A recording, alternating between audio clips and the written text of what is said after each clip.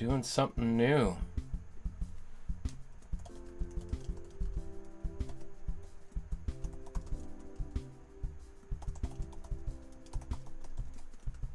Okay. Are we ready? We're recording.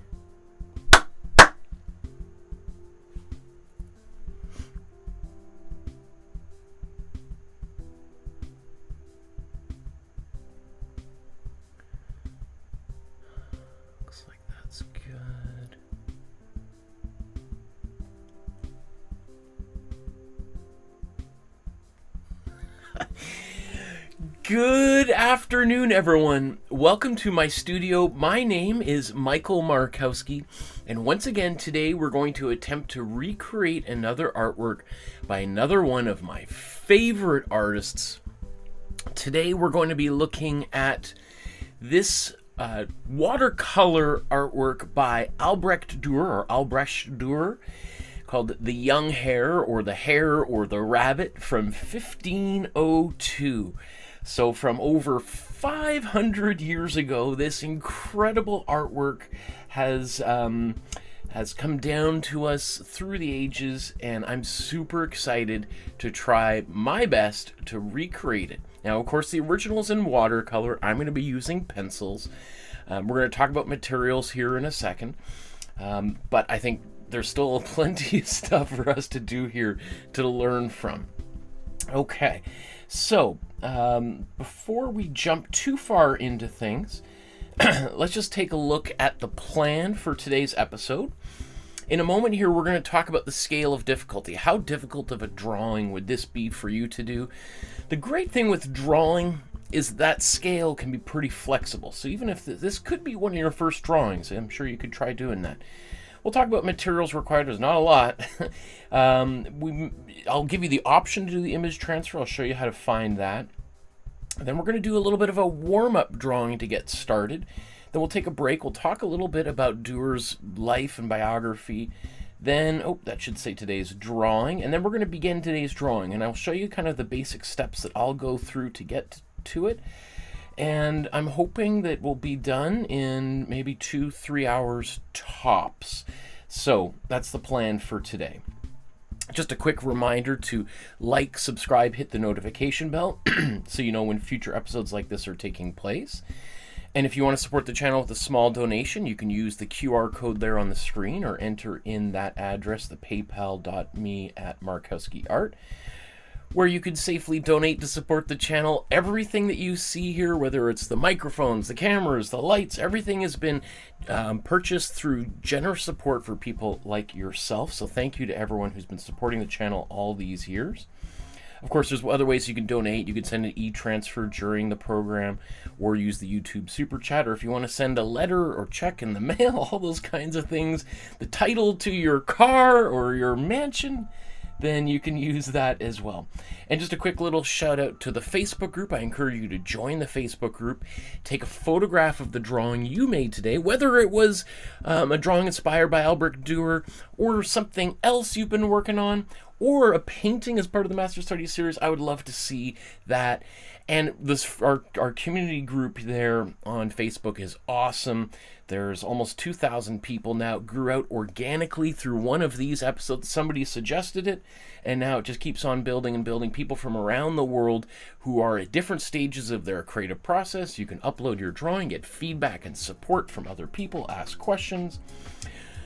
So let's jump to our first step.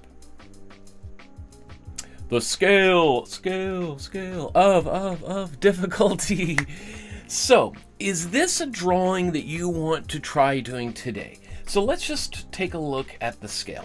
So you've got your all the way from beginner to expert, and in the middle there you've got novice, intermediate, advanced, and expert. Let's just take a look at this scale really quickly. Beginner, this might be one of your very first drawings you've ever done. We're going to do a bit of a warm-up drawing. So if you feel like maybe the main one we're doing today might be a little bit intimidating, I think maybe you could start with the beginner. I think our warm-up could be probably good to get you started, and then that might give you confidence to move to the next level. Now, of course, I've done an entire free drawing course here on YouTube. It's the most popular thing I've ever done. There's almost 1 million people who started that course. And it's all free here on YouTube. The links are down below for that if you want to join that course. People are always starting. There's like 1,000 people every day who start it. So, certainly, if you've done that course, I would say you're certainly either novice or an intermediate artist. So if you've done the drawing course, you won't have any problem whatsoever doing anything we're doing today. But certainly the more experience you have, the more kind of, I think, fun and the more risks and personal flourishes you can add to that. So, you know, I'm going to say today's drawing, our warm-up drawing is going to be follow along the beginner's side of things. And then the final drawing, the main drawing we're going to do today, is going to be somewhere between novice and intermediate. And of course, the more experience you have, as I said, you'll be able to put more time into the drawing. Let's talk quickly about materials required. I have an entire folder full of materials and handouts for all the different materials you could use to do drawing and painting classes with me. You can scan that QR code, you can print it out, take it to an art supply store. It's got everything you need to get started. But just as a quick little mention here, what you might need to do today's drawing: pencil, paper. That's why I love drawing, is that there's so few materials required to get started. However, a couple things you may want to consider having is maybe an eraser. I guess I forgot to put pencil sharpener on there. I've got an electric pencil sharpener here. This is one that you see every elementary school teacher has. That's why I love it, because it's like you can drop it and it still works. My personal preference is a 2B pencil, but you can do it with an HB pencil, which is by far the most common pencil on earth. I have a box of colored pencils, so if you want to try using colored pencils, you could do that as well. And then this is my own personal favorite brand of sketchbook. I'm not sponsored, not paid by them at all, but I do like this kind of sketchbook. This is the 9x12 size, so it's a little bit bigger. And it's multimedia paper, so if I wanted to cut this up and glue it onto a canvas, or I wanted to glue things into here, paint with watercolor, oil, acrylic, this is the perfect sketchbook for that kind of thing. I also put carbon paper down because we'll talk about the image transfer process, and if you want to do that, you could. The next step, if you wanted, would be to do an image transfer. Now, those of you who've seen me do the painting episodes know that this is a process I really like doing to get a painting started. So I'll show you, basically, if I go to, this is the image we're going to be ultimately drawing today. And this is my an outline that I did using my iPad Pro and the Procreate app. I just traced over the image. And so if you wanted to download this and print it out and then do an image transfer onto a piece of paper and then fill in the details, hey, no judgment for me. You're not going to get that from me. And so that could help you if you feel really self-conscious about your drawing ability.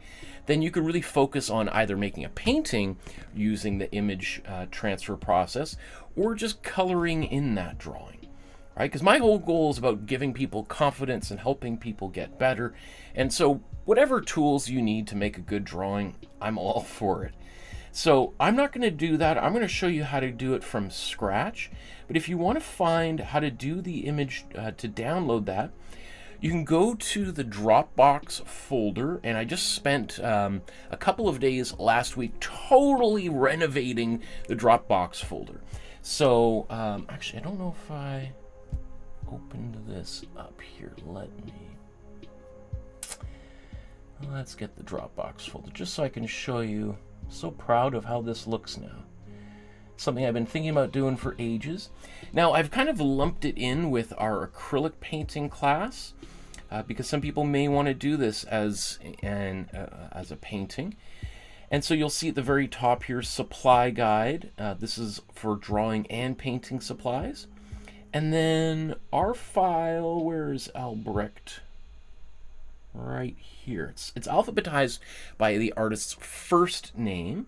So Albrecht Dürer. And then you can see I've also made, given you some clues as to the difficulty for this episode. So I put it under here as 3 for intermediate, being 3 of 5 steps, right? 1 being beginner, 2 being novice, 3 being intermediate, 4 being advanced, 5 being expert. So, and then you'll see there's, I don't know, another almost 250 folders. Many of these folders have almost a dozen different images inside the folder. So you just have to basically look up your favorite artist and then look in the folders, or you can look at the little note here, decide like, oh, I'm a novice artist, what might Andy Warhol's image be? But anyway, if we click in here, you'll see that there's various files for today. We'll get through all, well, I'll show you what all these here as we go, but the main ones is the original image and then the outline that I did there. And there's an outline version in JPEG and PDF form. Okay. So I just realized I didn't create a title for this next thing. Okay, so I'm just going to make that go black then. So even though this is black, what it's intended to say is warm up drawing, right? I'm still warming up. This is the first of these new drawing episodes. So right now there's nothing on screen. But instead of just jumping right into the drawing, what I want to do is kind of just get my creative juices flowing. So one of the things I want to do is I want to do a quick sketch of this rhinoceros here. This is also by Albrecht Dürer, and just so you know, it's because one way to tell is he signed everything. He was like the Pablo Picasso or Warhol of his time. He had his own little very distinctive signature, this AD for Albrecht Dürer. So I'm gonna even give myself a little timer here to see how much I can get done in a short period of time. So I'm gonna even get my clock up here, and I'm gonna set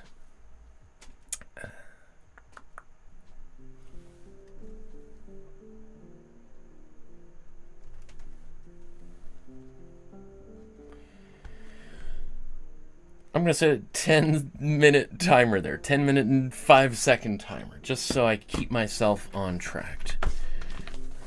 And this is what I've been reading the last little bit here. This mother of a book there. Okay. So this is my daughter's sketchbook. I couldn't find my sketchbook, but look at this. I love these pages. My daughter, who's just 5.5 now. Gosh, 5.5. So let's find a blank page in here.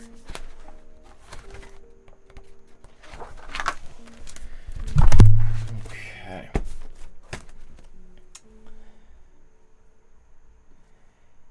Look at a couple people in the chat left some comments already. There's Ari. Hi, Ari. And Brian says, hello, Michael. Hello, everyone. Unfortunately, I can't stick around. Just want to drop by and say hi, but I'll definitely view this live stream. Awesome.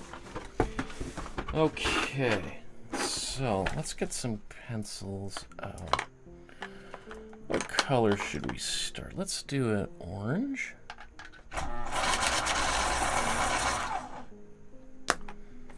And then how to blue.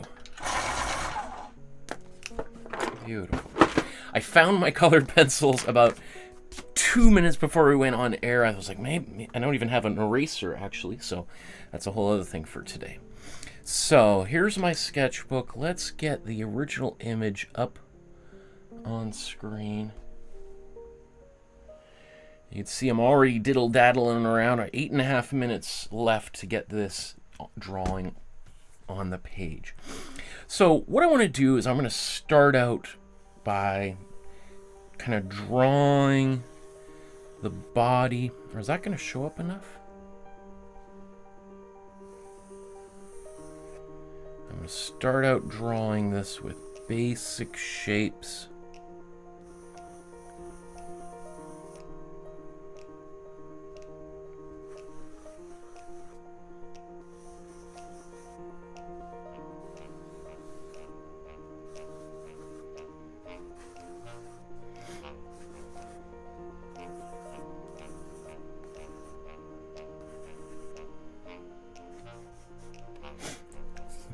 Okay.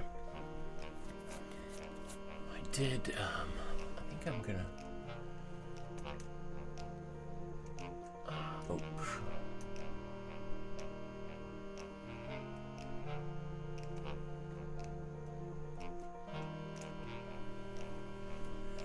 Okay, that should make it a little easier to see.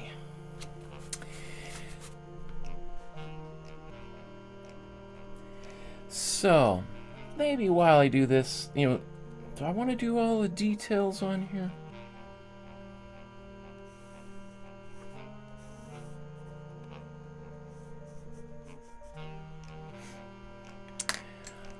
So, and then let's find, where would the eye be? I think the eye is going to be somewhere here.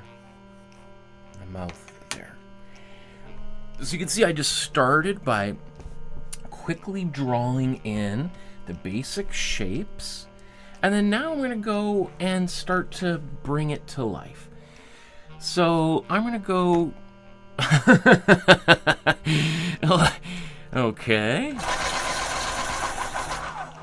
Let's try that again. That's why having an electric pencil sharpener is handy. And let's swoop down here.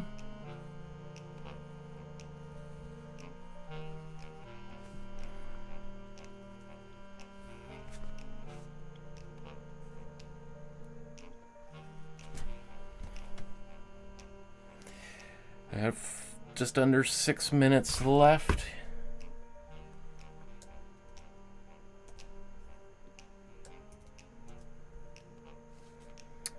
Let's see this eye.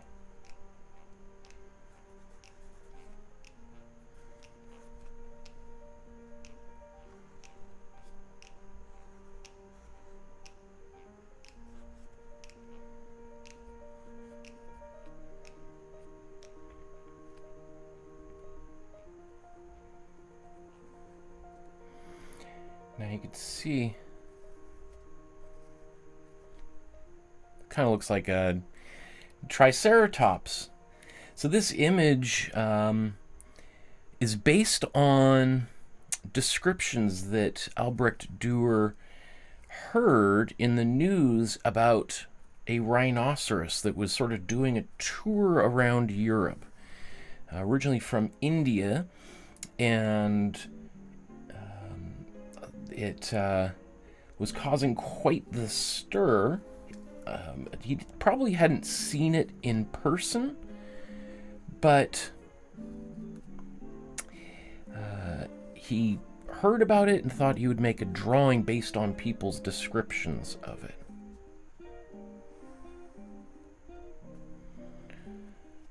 Let's just make this go up here.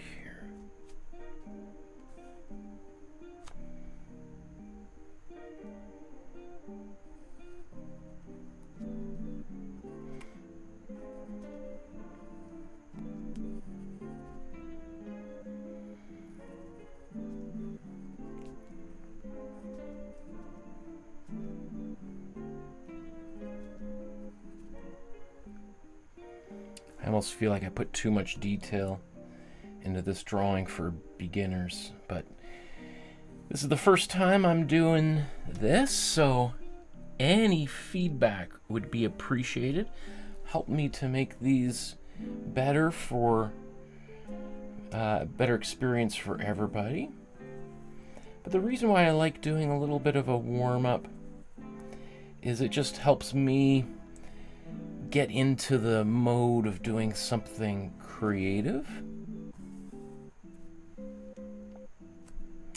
Kind of just putting that part of my mind that is more, that's busy thinking about what I'm gonna make for dinner and what time I got to get my daughter to school in the morning and all that kind of stuff.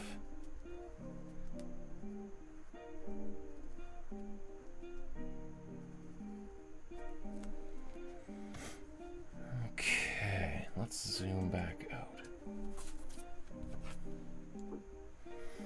So I got, just under 3 minutes left to finish this drawing. What do I want to do here for 3 more minutes of a drawing? Well, maybe I'll put this pathway in behind. There's a few little rocks.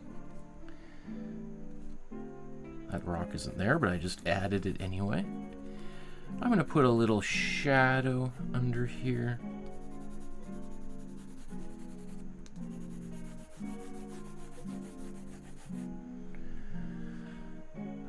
Now there's lots of detail on this face. I don't think I'm going to get there. Look at all... He put like lizard scales all over the skin there. I think that's pretty cool. He's got an extra little horn on the back. I'm going to put that there just for fun. Hairy ears.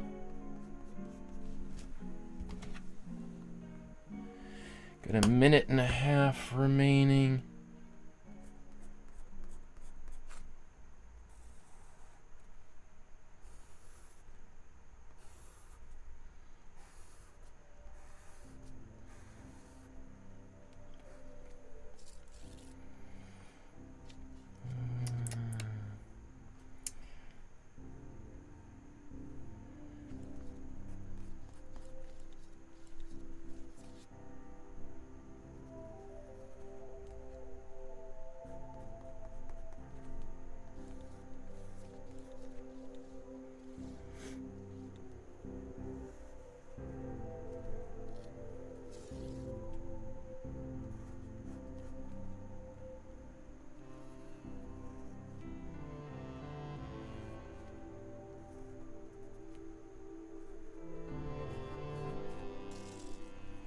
"38 seconds. What else can I do in 38 seconds?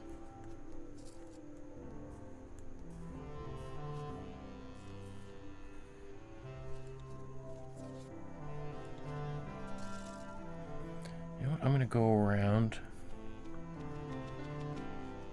and just outline a few key things. 9, 7, 6, 5, 4, 3, 2, 1. There's my alarm.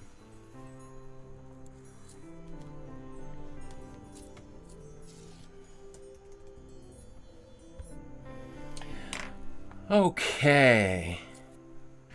Let's do a little Albrecht Dürer signature here.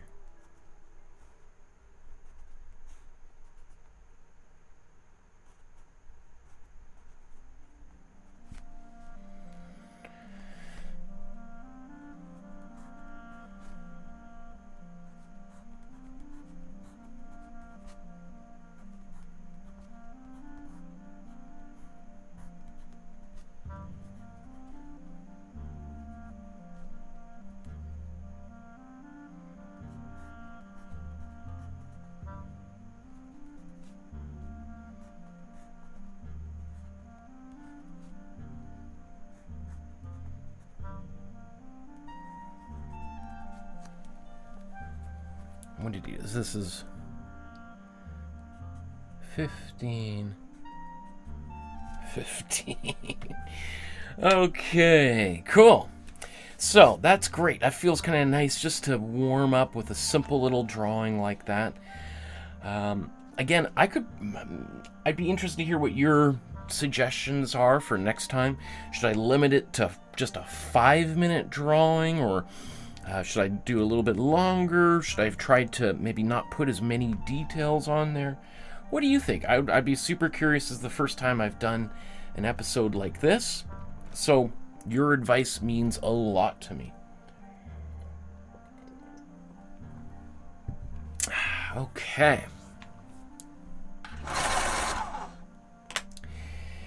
So let's move to the next step here. Where's my cursor? There we go.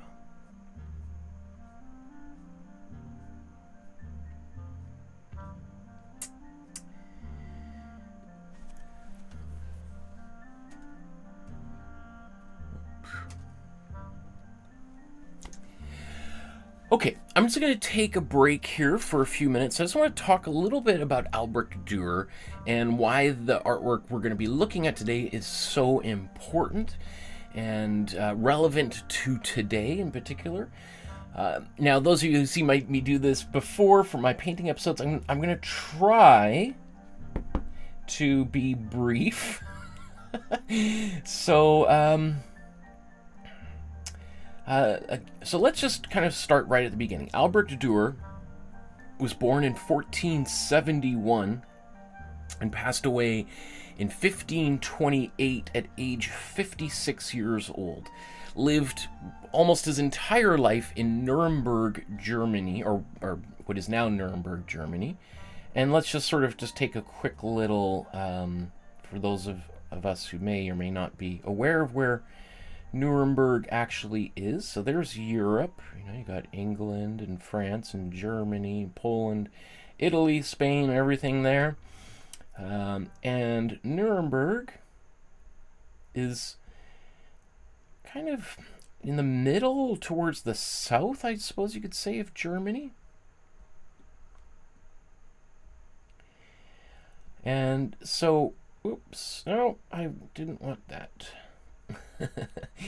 I'm not exactly sure. I don't know if this museum. I don't know if he actually lived in this house here and then it was converted to a museum, or if they just found a period styled building that would have looked similar to what he grew up in and built this museum inside.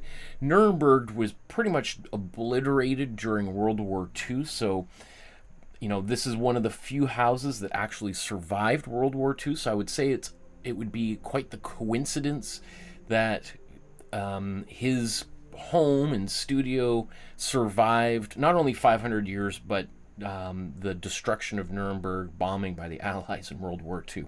But anyway, I'm sure that's probably a pretty cool museum, so if you're ever in the area, go visit it.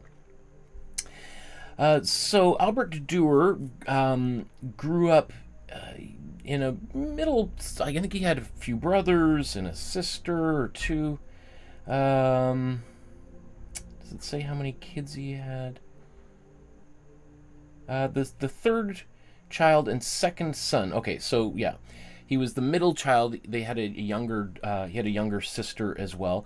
His father was a goldsmith, and the idea is that the young Albrecht would follow in his father's footsteps.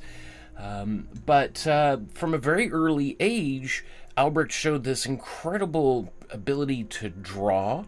So it became quite clear that he had skills that might be better suited than goldsmithing, which is, you know, very, very fine craft.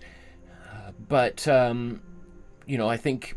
And it does play into the work that Dürer does later on, but you know, kudos to the family for allowing him to pursue something that was kind of parallel to his father's business, and that was going into printmaking and then painting and drawing, etc.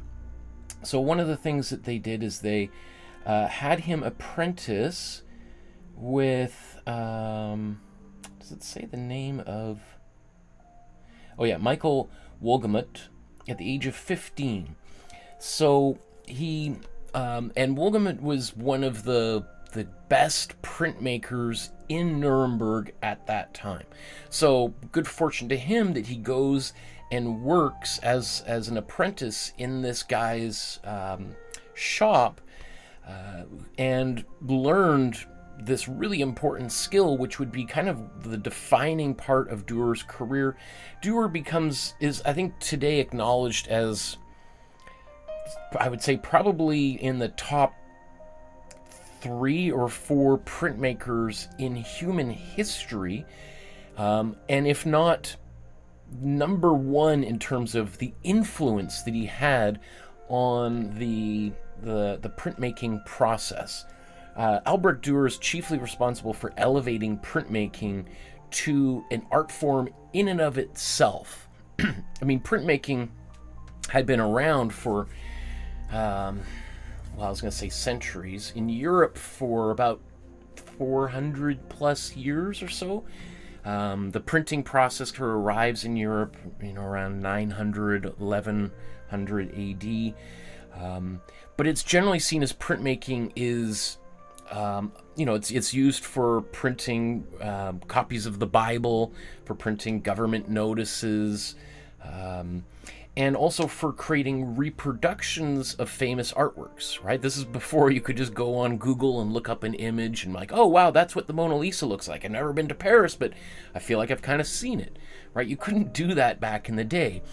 At the very most, if you weren't able to travel, you might be able to see a black and white print of a famous painting, which is obviously nowhere, it's not very much like seeing the original painting reproduced. It's like seeing somebody else's version of that image drawn out and then reproduced. And generally, that was the main purpose for making a print, is that you might make a painting, but then there was a whole guild of printmakers who would take your image and then recreate it as a print, and then that would be how it would be distributed out into the world. Albrecht Dürer is really the first person to embrace printmaking as a medium in and of itself.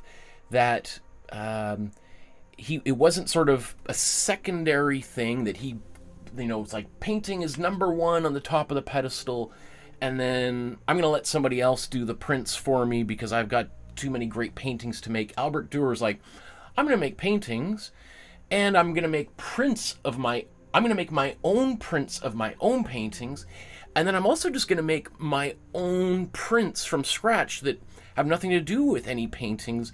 They are going to be artworks in and of themselves, and I'm going to sell and distribute those.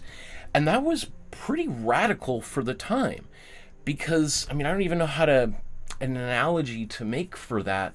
But it's, if you've ever bought a print from anybody, and you've hung it, framed it in your house, if it wasn't for someone like Albrecht Dürer, that probably you wouldn't own that print. The art history would be vastly different than it is today.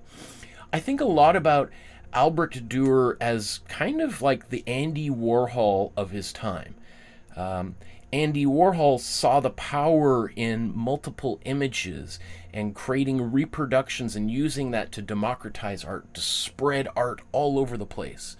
In the same way that maybe Bob Ross did that with painting on television, Andy Warhol is making prints more accessible to people, and also, not everyone could afford an Andy Warhol print, obviously, but, we don't really see this same sort of thing occur again until Japanese prints by people like Hiroshige and Hokusai start arriving in Europe in the mid to late 1800s, where it really helps spread the great art from Japan and later China to Europe and North America. And that's all through the spread of prints. And same sort of thing with Albrecht Dürer here. So Albrecht Dürer learns the printmaking process, and I think by the time he's like 19 or 20, he's already kind of set up his own studio and making his own things. Let me see, what else do I want to say here?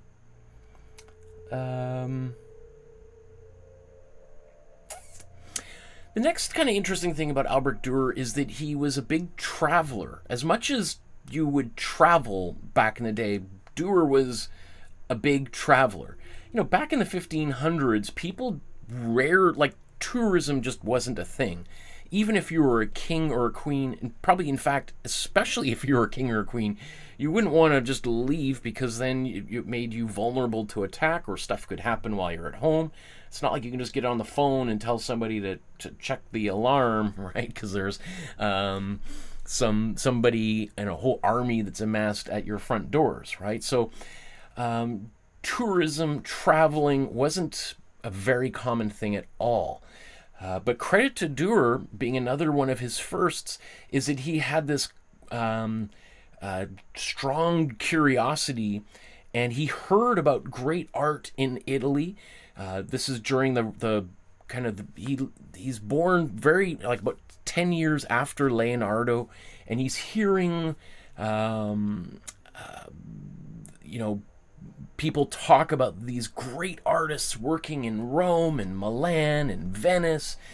And he's seeing some of those prints that are arriving into Germany, or what is Germany now.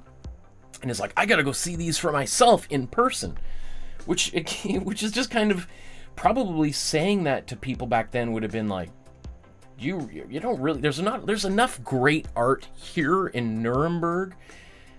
There's no need to go cross the Alps to go to Italy to see any of this stuff. It's probably great, but probably not as great as any of the German artists that we have. And so, just as a quick little, I wanted to kind of point this out. Like, the Alps are this huge natural land barrier in the middle of Europe. And so here he is in Nuremberg. And so to cross over and through the Alps to get not only through to Milan, he goes to Venice. We know that he was in Venice for sure, but he might have gone back up through Milan. But that's a journey, right? And so, and to spend some time in Italy just to go see great art of the past was a big deal. Another fascinating thing with Dürer is that while he goes on these trips, he brings a suitcase full of his prints, so that he could kind of set up wherever he went at little kind of markets and fairs, take out a little stack and sell them to help buy himself lunch or a place to stay for the night. Really forward-thinking guy, right? And again, these aren't just, copies of his great paintings that are back in Nuremberg. These are original artworks that he's created for the purpose of selling prints directly. So that's another, there's a whole business aspect to Albrecht Dürer that is absolutely fascinating. And that's why, again, I think of him a lot like Andy Warhol, which I know for some people is just like the idea of comparing the great Albrecht Dürer to the demon Andy Warhol who destroyed 20th century art is sacrilegious. But I think of Albrecht Dürer as very, very forward thinking. In fact, there's a lot of people who consider Albrecht Dürer as the first kind of superstar artist. That, again, he's working in the same time his contemporaries are people like Michelangelo, Leonardo, Raphael, not the other Ninja Turtle Donatello, because Donatello was the previous generation. But and those artists did become very well known and quite famous, but unless you had access to the Vatican, unless you were friends with the Pope, good luck going and seeing the Sistine Chapel or the School of Athens by Raphael, which is in the Vatican museums. Now you can go tour and see those things, but those are pretty inaccessible. So the fact that Dürer is making artwork that is affordable to the vast majority of people at a time where the middle class is very, if at all in its infancy, right, is 300, 400 years ahead of his time, right, to have these things with him as like objects to trade and sell. So a lot of people think of Albrecht Dürer as kind of the first internationally recognized artist. Artist that probably a lot of people would know. Like, probably people in Venice, Italy, after Dürer had gone through town, would, you know, the guy selling fish and apples would probably be more aware of Albrecht Dürer than Leonardo da Vinci, right? Because the likelihood that he's ever seen Leonardo would be close to zero. He might have heard the name, but like, there's this great painter, Leonardo. I don't know what he looks like or what he's done, but apparently it's good stuff, right? I've heard this guy, Michelangelo's painting the Pope's chapel. I mean, who knows what that looks like? Apparently it's supposed to be pretty good. But I've met this Dürer guy, and he sold, you know, my landlord a print, and it's hanging in the above the kitchen table in our house, right? So that kind of cemented Dürer's reputation as this as an international superstar, right? He's the Taylor Swift of his time. Ari says, I expected a food analogy. Let me think of... He's the... Albrecht Dürer is the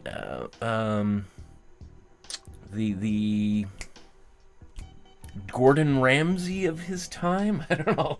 Or the Julia Childs? Okay. There's a lot I want to cover. I mean... Let's just take a look at some of... so, in the intro drawing class that I taught here on YouTube, which is free, anybody can go and do that entire 45-episode course, we did do a drawing of these hands by Albrecht Dürer. And I said there at the time, and I would say it again today, that this image of these praying hands is arguably one of the most recognized images on Earth. If you've ever been to a Christian church, and you know they give you those little handouts with the the plan of what is it, the table of contents, the program. If you've ever gone to a Christian church and, you know, you walk through the front door, they hand one of these things out, pretty much almost guaranteed that there's a version of this image on the cover, back cover, somewhere in there, sometimes used as like bullet points. This image is on, you know, probably a billion different gravestones around the world. It's on Andy Warhol's own gravestone. There's no Andy Warhol image on Andy's own gravestone. There's a version of these praying hands on Warhol's own gravestone. So this is, you know, an image that is super ubiquitous around the world, right? And so this image, created in 1508, super well known. Let's just this is also a really well-known image. It just appears to be, you know, some plants growing. It's like, this is on the cover of this book here, this nice thick book of drawings and prints by Albrecht Dürer. One of the things that makes Albrecht Dürer so incredible is, you know, you can think of him as sort of the in many ways, like Leonardo da Vinci, as an innovator of his time. Leonardo da Vinci was like a proto-scientist, kind of helped establish anatomy, the science of anatomy and dissection of human corpses as a thing. And so Albrecht Dürer was doing similar sorts of research on his own. Albrecht Dürer is really one of the first persons to make illustrations of plants in this level of detail that we're seeing here on the screen. This is quite a famous image. Oh, why is that not zooming And he's also the first one to do like nature illustrations, like the image we're going to be looking at today. This is considered to be the first portrait of an animal ever created. You know, today, we don't even think twice about the idea of someone doing a drawing of a dog or a cat or whatever, or a painting of it and just hanging it on their walls. Not a big deal. But 500 years ago, the idea that you would sit down and make an artwork of an animal just on its own, that isn't just sort of like embedded in the corner of a painting. You know, it's a painting of the Virgin Mary, and there's maybe a bird in the sky and a rabbit in the ground. Those kinds of things. That was, of course, super common. That had been happening for 1,000+ years. But to just say, you know what, I'm just going to make a painting, and not just a little sketch that I'm going to use to kind of figure out how I want to make how I would want to put that into another painting, but just to do one on its own is revolutionary, right? I mean, there's many people probably watching right now who've done drawings of birds and paintings of cats and dogs, posted them to our Facebook group, right? And if you've ever, it probably never occurred to you that was, you know, a strange thing, that there was at one point someone who was the first one to do that. Well, that's Albrecht Dürer. That's the shoulder, the giant whose shoulders you're standing on right now. Because the idea that you would just paint a rabbit on its own, and just what I think is a rabbit and a hare the same thing? Like, is it a crocodile alligator thing? I don't know. Let me know in the chat there if there is a difference between a hare and a rabbit, because you know, rabbit people, you know, can get rabid. I don't, sorry. Anyway, the idea of just making an artwork of a rabbit on its own that isn't, you know, symbolic of something else. So, for instance, rabbits in medieval European history were one of the 4 humors. And can I remember these details? You know, it's like if you were ill, you would go to a doctor back in the day, and they would do things to inject or release humors from your body, right? That's the kind of thing where they're withdrawing blood from you, draining the blood, and thinking that was going to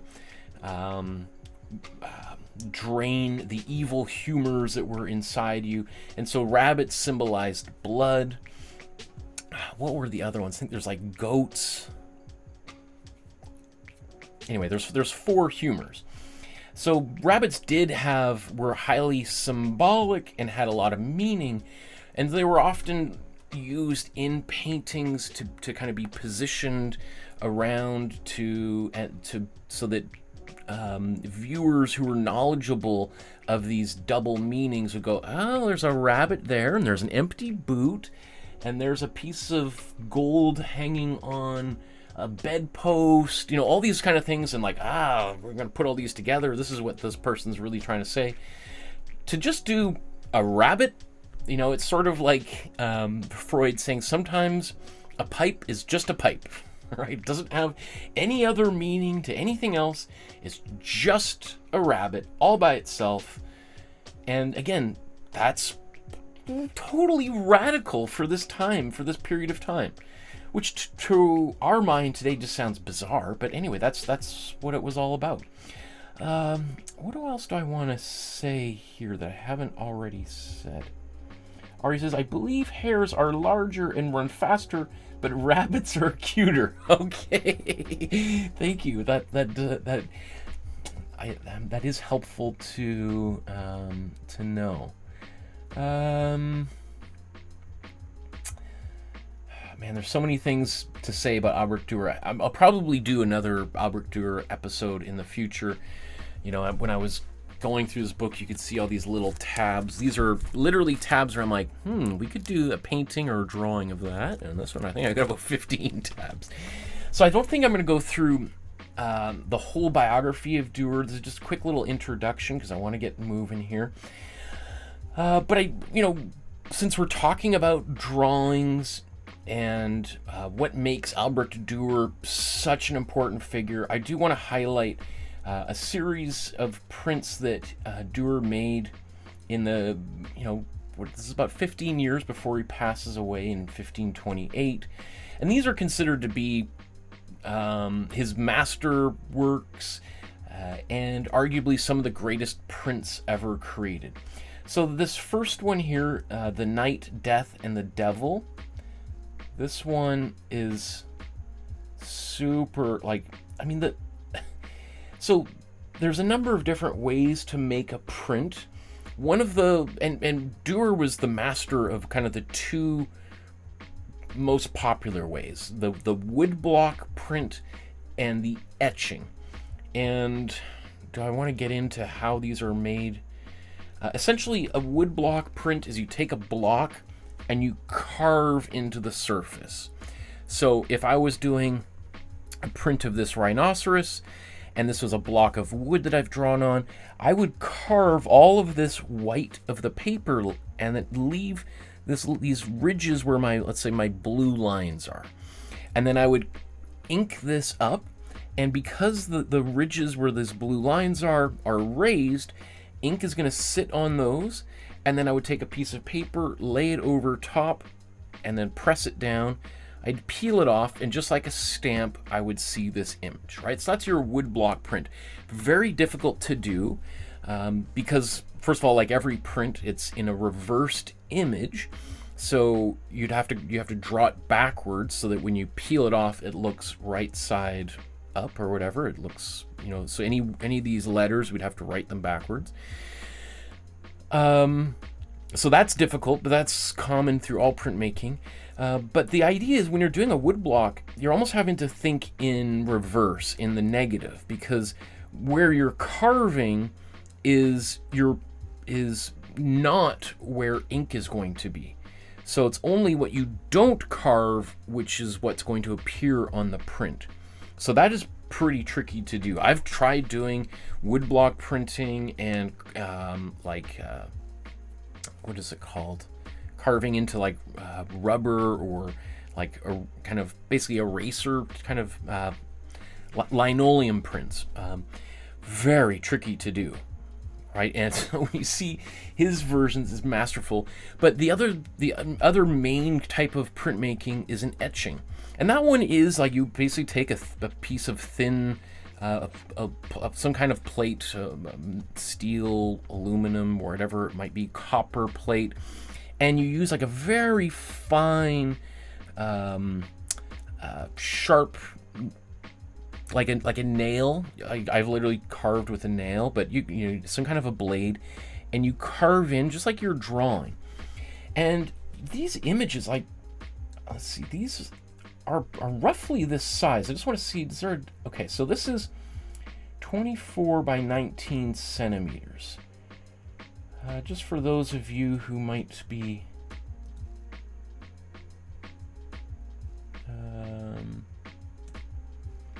so that's 9 inches. So we're talking about this image is actually smaller than this. It's what's like 9 by 7 inches, right? So this, what we're seeing on screen here is, I mean, it just boggles the mind to think of the level of detail in this image. Like it's kind of incomprehensible.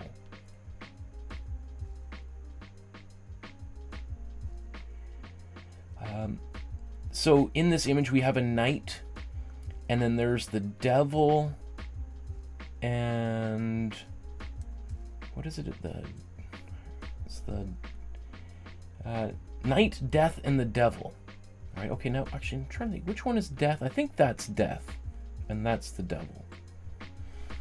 But just, wow, the level of value transitions from light to dark is absolutely incredible. So the way that you do an etching, just before I forget, again, you carve into or technically you etch into the copper plate, and then you spread ink all the way across and kind of push it into the lines that you've carved into the copper plate, and then you wipe the surface clean. You put a piece of paper over top and press down, like you have those presses where you turn this wheel, and what it does is the paper sort of sucks the ink out of the lines, and then you peel it off, and it's going to look pretty close to what your the drawing that you etched into the surface was. So it's kind of the opposite of a woodblock print. And Dürer was, again, arguably the greatest of both mediums in human history. I think the only people that I could conceive of being better than Dürer in terms of etching might be Rembrandt. I'm sure somebody's going to tell me a name but I would say Rembrandt probably be the second best or the best etcher of all time. Who else could be? Oh, who did the Rime of the Ancient Mariner? That guy was pretty good too. And then the only people I think I would say might be better at woodblock printing would be the great Japanese carvers. Those guys, and I think they're probably mostly guys. Now there's lots more women, obviously, but were probably the best of all time. Anyway, but to be 500 years ago in time and still be considered to be the best, there's not a lot of people who have that staying power. Okay, so let's go to another image here. This image is called Melancholia, and this has been like a favorite of artists for 500 plus years. Like, look again, this is small. The original image, remember, is smaller than a regular size of photocopy paper by about 2 inches around, right? And so here, what Melancholia is this image of an artist who is in the midst of creation, but having all of these feelings of doubt and fear, and there's all of these different little characters and images in there meant to represent the anxiety that this artist is feeling. Oh no! Ari says we can't see the images. Oh no. That whole time, how long have I been talking about images that you can't see? Thank you, Ari, for letting me know. Please, next time that happens, let me know instantly, because I'm sorry. Thank you, Ari, for letting me know. Okay, let me bring this back.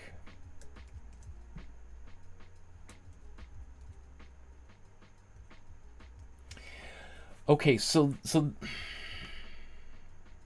well, yeah, I'm just going to move forward here. So this image here, called Melancholia by Albrecht Dürer from 1514, just shows this artist here who's kind of struggling with these feelings of doubt and inadequacy, fear. And there's all sorts of little images that symbolize this. So, like, for instance, you've got this emaciated dog that's right next to the artist, which is this, like, the idea of, the starving artist. One might say starts to kind of be, maybe Albrecht Dürer could be considered to be the person responsible for maybe introducing this into the world, that there's this idea of an artist who's, like, struggling to come up with their ideas, but so obsessed, and it's like it's taking a physical toll on the body, right? These keys that are jangling around the artist's hip, the keys to potentially unlock their talent and ability, but does the artist know which key to use, right? I mean, the level of detail in these folds is incredible. We see there's a bat carrying the title to the piece here, but you've got this comet flying through the sky, maybe the comet of inspiration that is illuminating the image.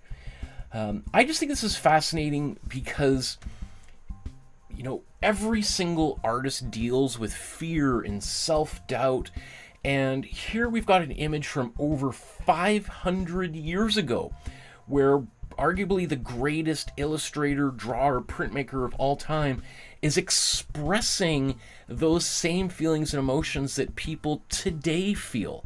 One of the books that I make my students at the university I teach at here in Vancouver is a book called Art and Fear. All right, and I have recommended this to people many times in the past.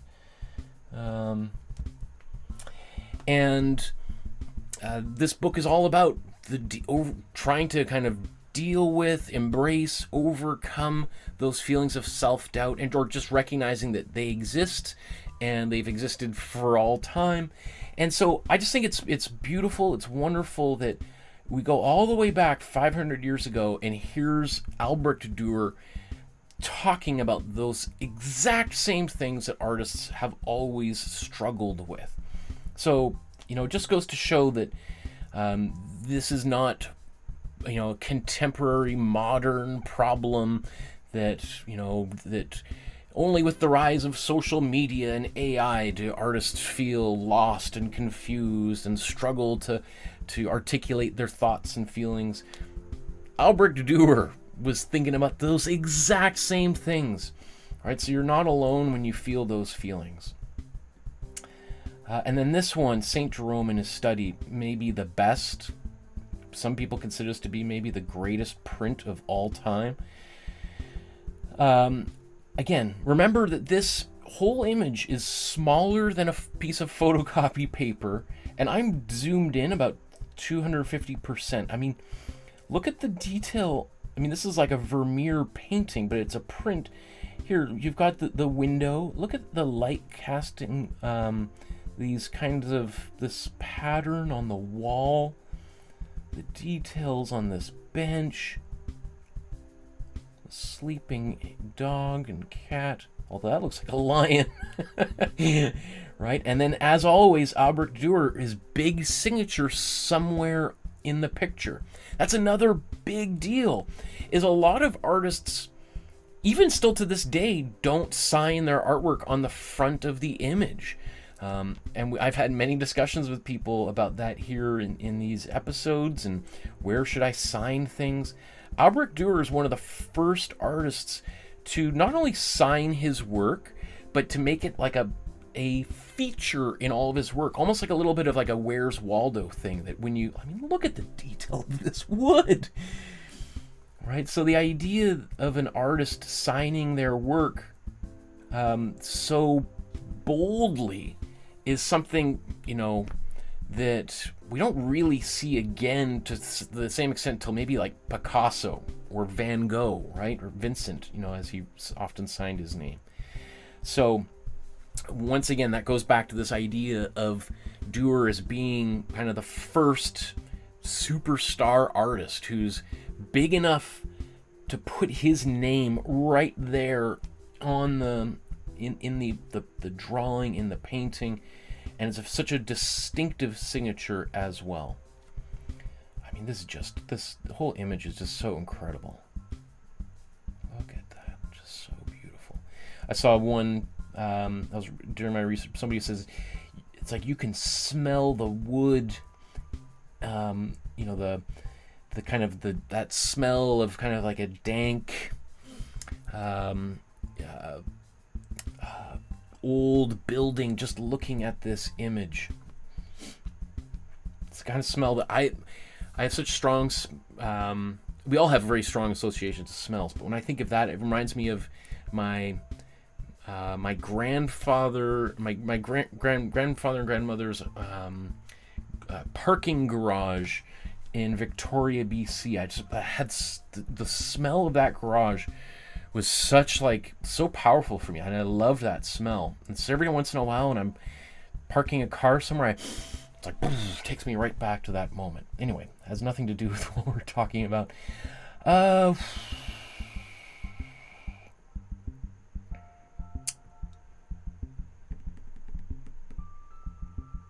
Oh, you know, one last thing I just wanted to mention too. So, so I talked about how Albrecht Dürer had traveled to Italy at least twice during his lifetime.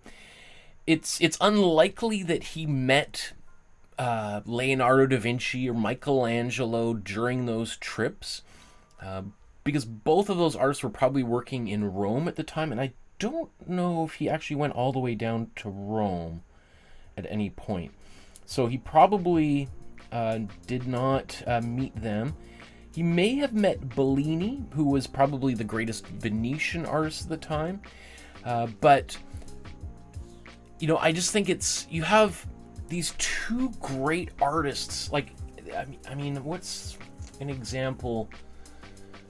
You know, it's sort of, you're talking like, there's the, you know, it's like the Beatles and the Rolling Stones, or the Beatles and the Beach Boys or something. And these two, you know, huge entities operating in different parts of Europe, which, you know, back in the 1500s, you know, now today, Nuremberg to Venice is, I don't know, probably a 45-minute plane flight over the Alps. Back then, you might as well have been in China on the other side of the world. Like, there's very little travel going in between. And so the idea of, like, Dürer kind of crossing the Alps and kind of walking around in the same cities and towns as those other great artists who were alive during his time is just fascinating to me. Like, these planets, stars aligning, just barely passing one another. Is, I think, just really cool. Okay, what else? Is there any last things I want to? You know what? Let's get to drawing, and then I'll come. We'll do another episode on this artist in the future.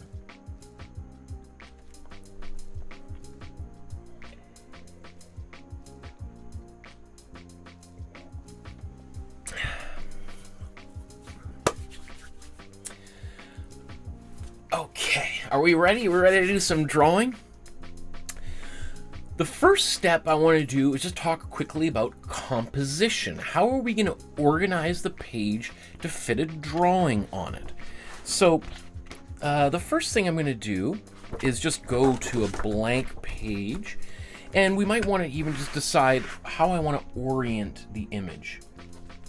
So if there's my original image, you saw there momentarily before that the original is actually square. So I have kind of cropped the edges to make it a more vertical composition. But you could certainly do this as a landscape format image if you wanted, right? You could also do it on a square piece of paper, or draw it on whatever kind of orientation, and then just cut it down and put it into a frame or something. But I'm going to orient this paper vertically into what we would call like a horizontal format. All right. So that's a big part of just the compositional process, is just determining how you want to orient the image. So that's step one of composing the picture. The next thing I want to do is I want to just make some landmarks, or identify some places where I want my drawing to go. And I'm going to right now choose some colors that I can use for this drawing. I'm not going to put as many colors into this as there are in the original, but okay, maybe that's a good start. Is this, I wonder if this will show up on camera. So the first thing I want to do is to kind of just give myself some landmarks. I'm going to say the ear, top of the ear, I want to be there. I'm going to say maybe the tip of the nose, I want to be kind of there. Maybe the back, the hind legs there. And then ideally the paws fit in here. I don't know if you can see these little lines that I've put down here. But that's kind of like for me, the first step of this image. It's just kind of plotting it out. I often give the examples of like you're building a house, right? Imagine you've bought this land and it's sort of totally undeveloped in the middle of the countryside, and you've got your maybe GPS, and you've got maybe the survey plot or something, and you get out of your car and you're looking, okay, where am I going to build this house according to maybe my blueprints and the GPS? Like, I'm going to start staking out the territory, hammering some things into the ground, maybe stretching some of that kind of pink vinyl tape around there, ribbon. I'm like, okay, this is where things are going to go. So I've just kind of plotted a few details out there. Okay.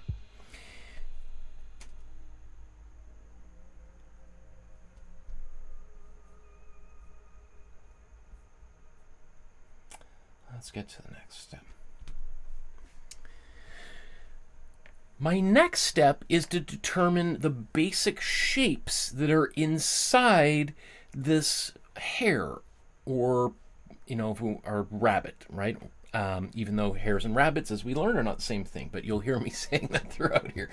So now I'm going to draw the basic shapes. Now, one thing I did is I created a little I took the original image and then just traced over top of it some of these basic shapes. Again, using the Procreate app on my iPad. I just went over top, and like there's where I see those lines, right? So that's what I want to do right now, is I'm going to sketch these lines out. So, when you're doing this, there's no right or wrong place to start, and there's no right or wrong type of shapes. We can do this with squares, triangles, rectangles, circles, ovals, whatever you like. I'm going to start out maybe with, I'm going to put the head in here first. And so I'm going to just go around. Oops. Can you see that on camera? I think that's visible. Oops, let me turn this on.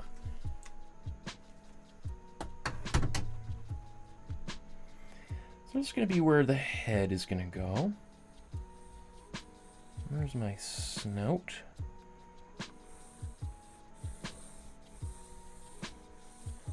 Now, I don't have an eraser, so I'm going to draw this all out, and I'm going to try to incorporate this color. I've deliberately chosen a kind of mustardy yellow color that is kind of like the original image here, so that if I do make a mistake, it's just going to be kind of like a little bit of some hair in here. There'll be some hair of the hare. Right now I'm going to draw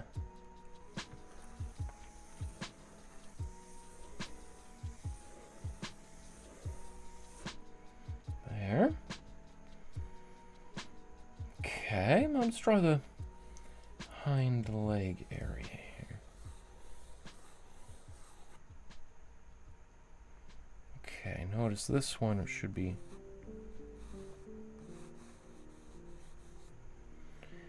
And now let's give the ear.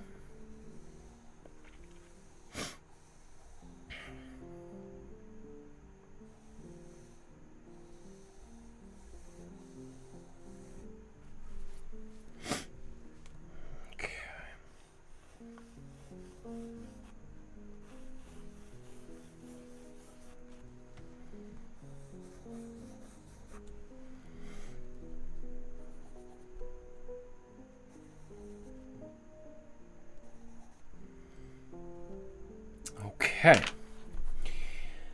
So those are my initial observations here that I've, as I've sketched this out, right? So now this is a good place for me to take a moment, and before I race ahead, is to move to my next step. So my next step I want to do is a structure scan or a line audit, where I'm going to go through here and just see, does this look right, or is there some problems that I might want to fix right now before I go any further. All right, so let's look at the original image, and I'm going to look at my image next to it, and we'll see if we can diagnose any potential problems that may already be visible here. So one of the things that I can do is I can draw some lines across this image to help me see where various different things are. So you'll see, let's say this eye, right? And if I was to draw a line going straight up and down, uh-oh, notice there's already some major problems. Again, I'm just assuming that maybe somebody wants to try to draw this as close to the original as possible, right? Personally, I might not make any changes. I might be like, well, it's not right, but is that a concern of mine? Well, let's just think about that. Let's think about, is this going to be a problem or not? Right, so if I take this line and I go straight up here, notice how basically that follows the outer edge of the I guess you'd say the right ear here, right? So, I mean, that's not too bad. I mean, technically, what I could do is move this line over.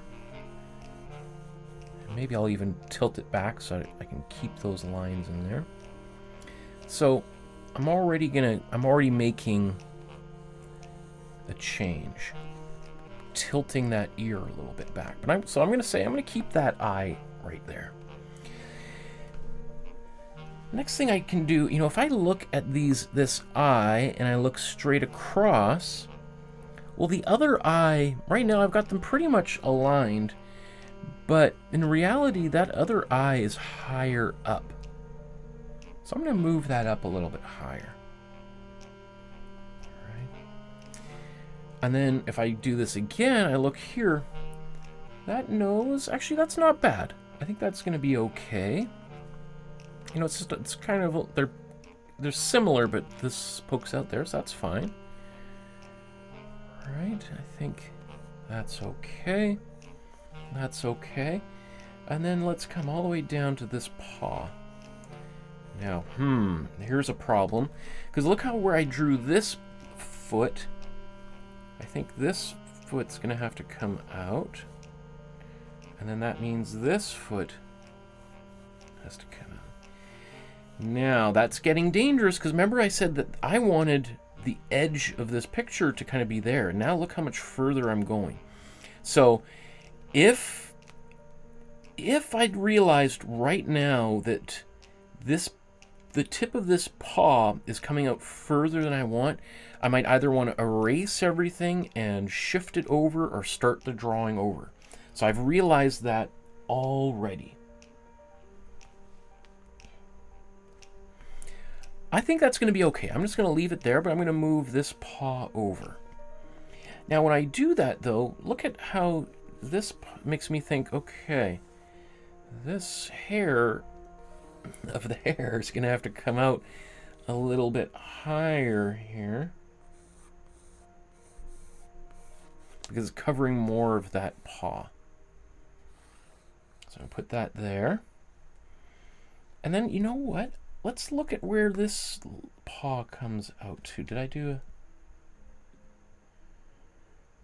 a... That's actually pretty good. You can see how the back paw aligns there. Right? And then so this fur can kind of go up and over there. Okay. Now, how about the back of the rabbit now? So, when I look at this, now I feel like maybe this needs to come up higher.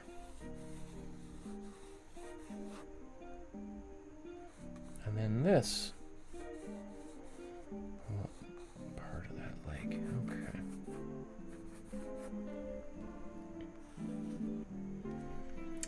So, now I've got that. Now let's deal with this ear here. So this ear is going to come up.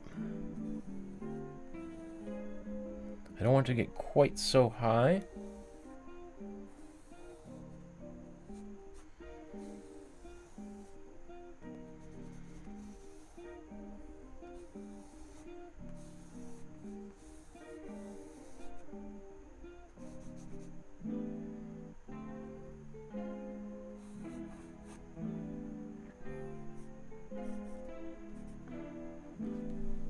Okay, so now I feel a little bit better. If I start kind of doing those similar kinds of checking and correcting, that eye here, you know, it looks like it's not quite in the middle of this shape. It's a little bit towards the bottom third. So I feel like right now my drawing is pretty close, right? It's kind of, you know, the structure of this drawing I think is well intact. Maybe I'm just gonna add a couple things here.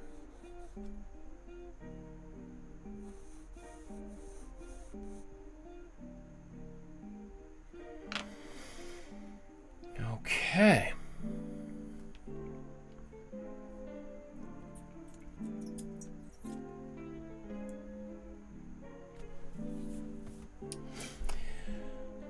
So next thing we might want to do, if we had a more complex image, would be to do something in the background. I tend to kind of like going there next and putting in some of those details, so that I tend to want to do the drawing in the foreground on top of anything in the background. But that also means I've got to have this pretty well dialed in. Since there's really nothing in the background besides some shadows, I think I can skip this and move to the next step.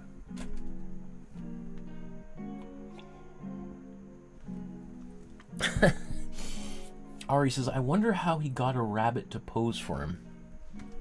Great question. It's believed it's probably not alive. It might have been taxidermied.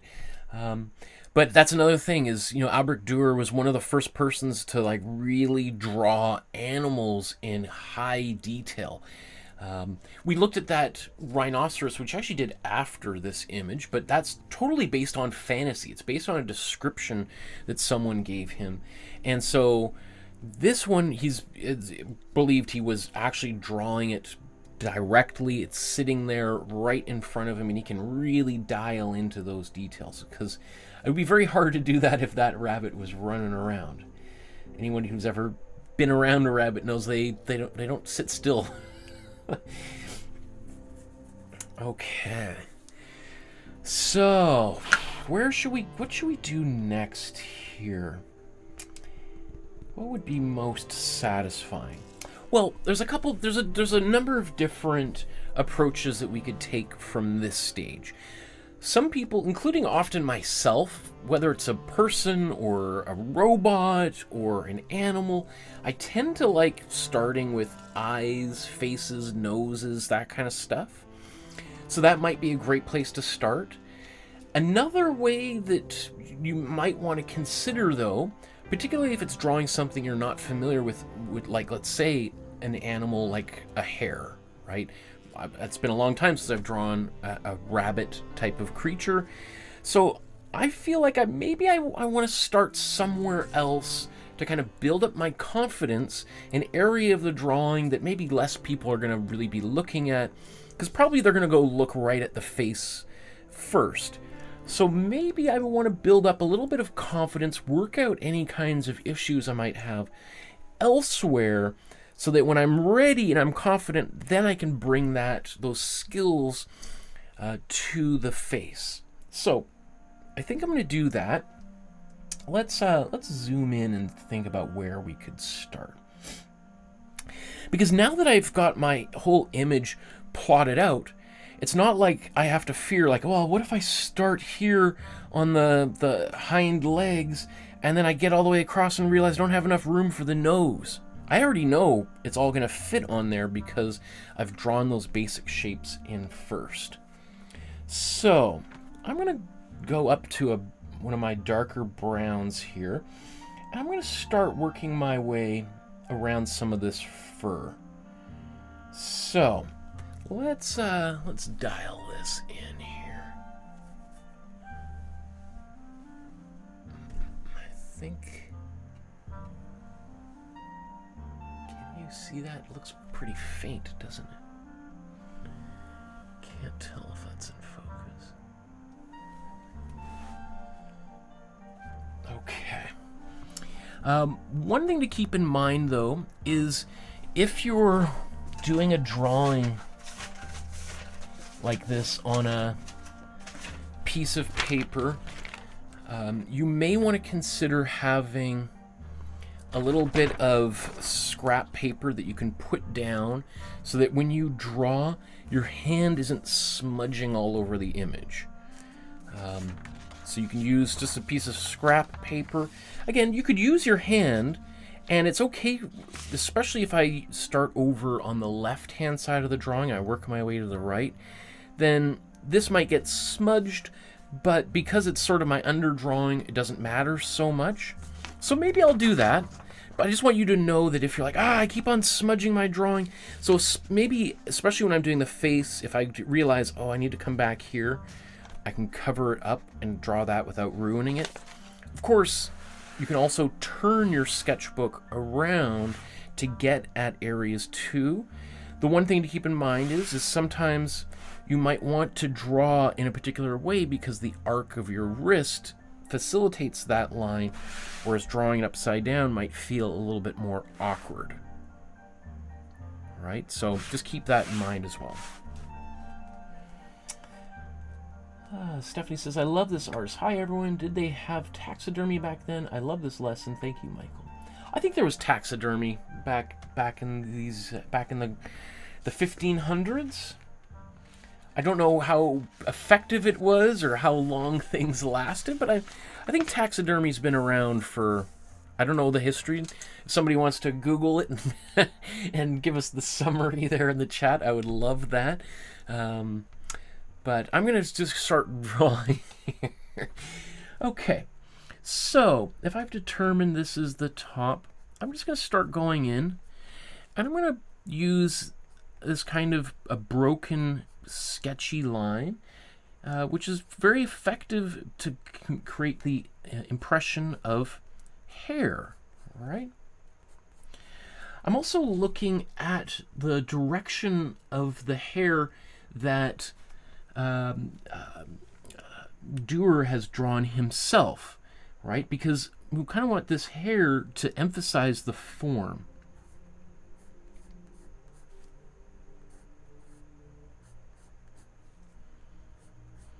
Now, while some of these hairs right here, let's go up to this paw, are white, I'm just going to still draw them brown. And as I go, I can just make a point of not drawing so dark here, and maybe add a little bit of gray or something there.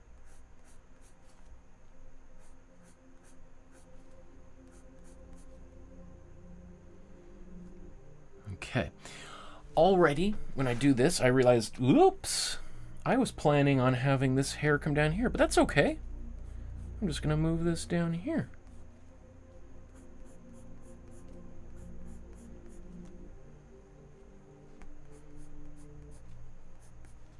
Okay, I did say I was going to stay up here, so I'm going to stay up here for a bit longer.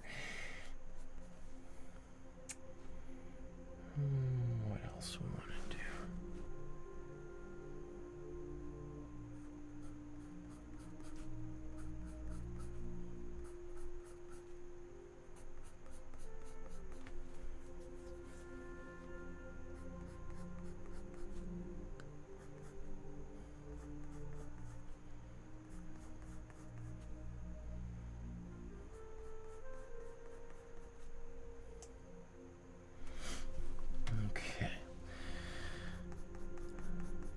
So I'm just questioning to myself, how long do I want to spend on this drawing?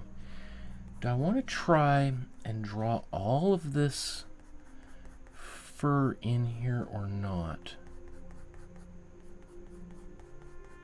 Because it could take me a while. So I'm going to start out just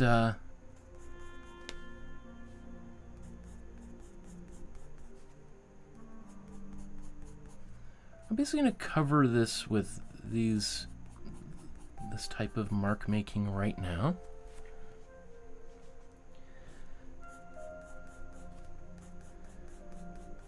And then we'll assess.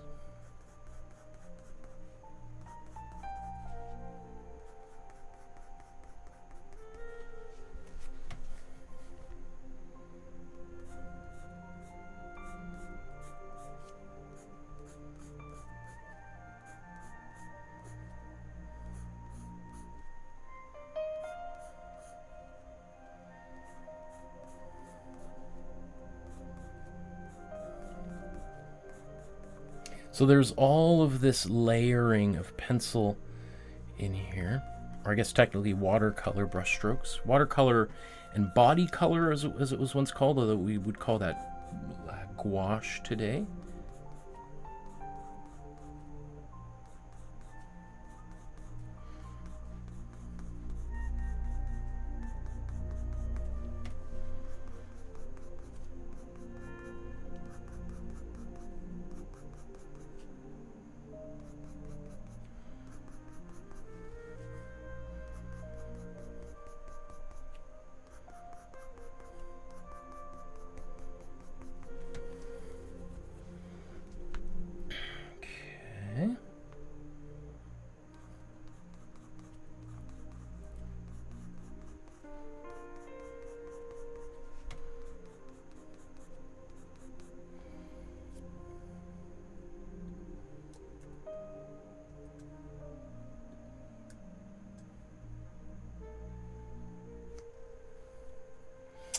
Stephanie says, could you use watercolor instead of pencils? Absolutely. Absolutely, yeah, of course. And there's Kathy. Hi, Renee. I'm just stopping in to watch. I love this drawing. The image is a fridge magnet from Nuremberg. Awesome. And there's Sankeet in the chat. Awesome.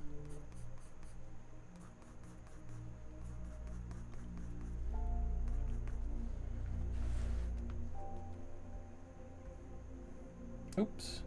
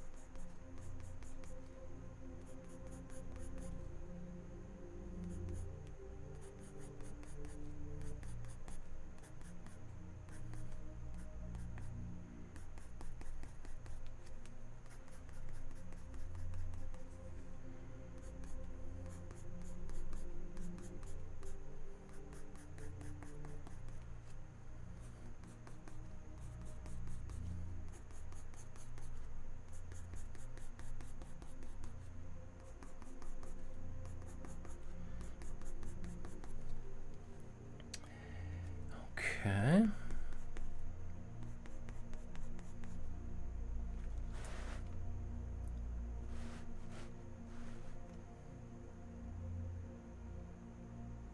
There's Paula. Interesting. Hi, Paula. I hope you're doing well.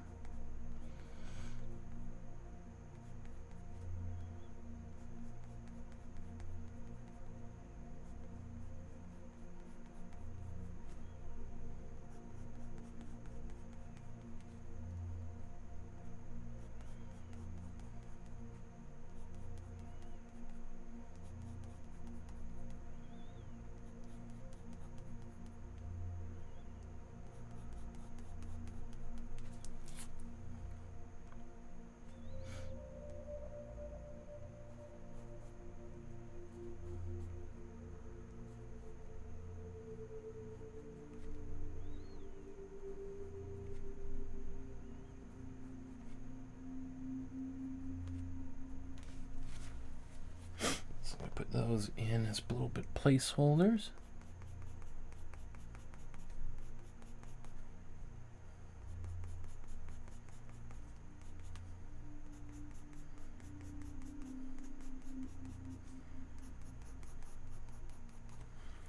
Okay, that's coming along. Let's, I'm going to move up to the ears next and work my way back down to the face.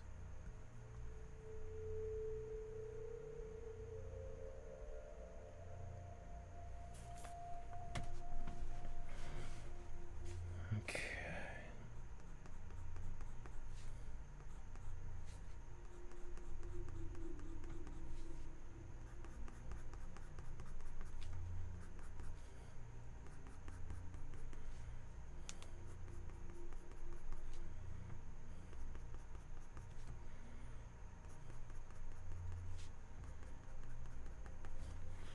So I'm creating this little strip of kind of white here.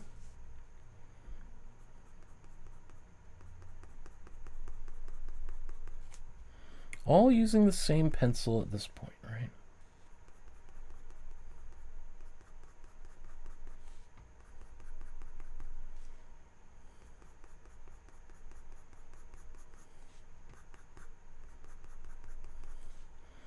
And these are maybe smaller lines than I've drawn elsewhere.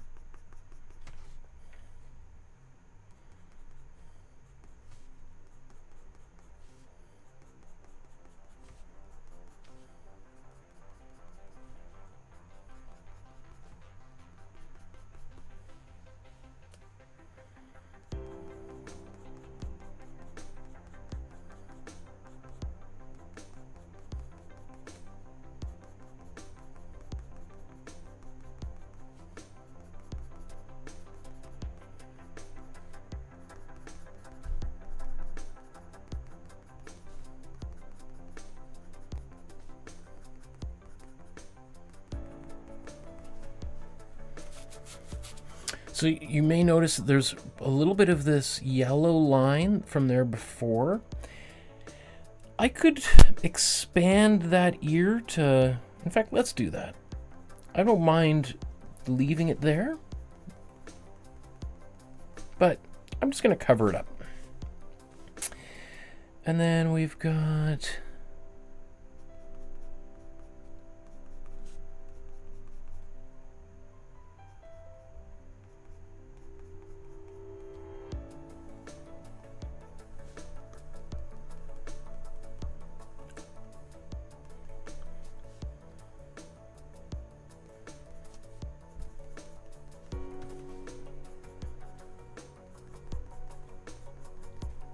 so we could do this all with black and white. In fact, that's what I was planning on doing until I found my colored pencils right before we went live.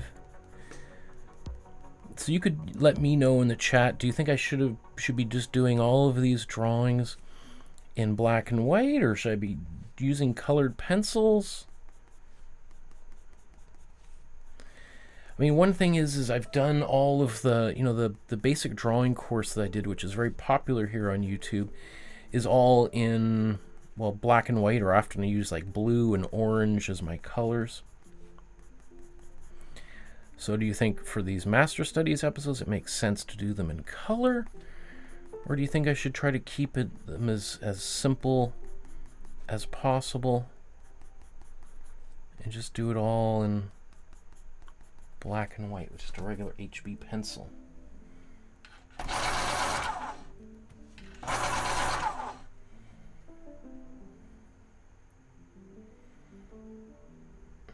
Okay, so let's come up to the face here.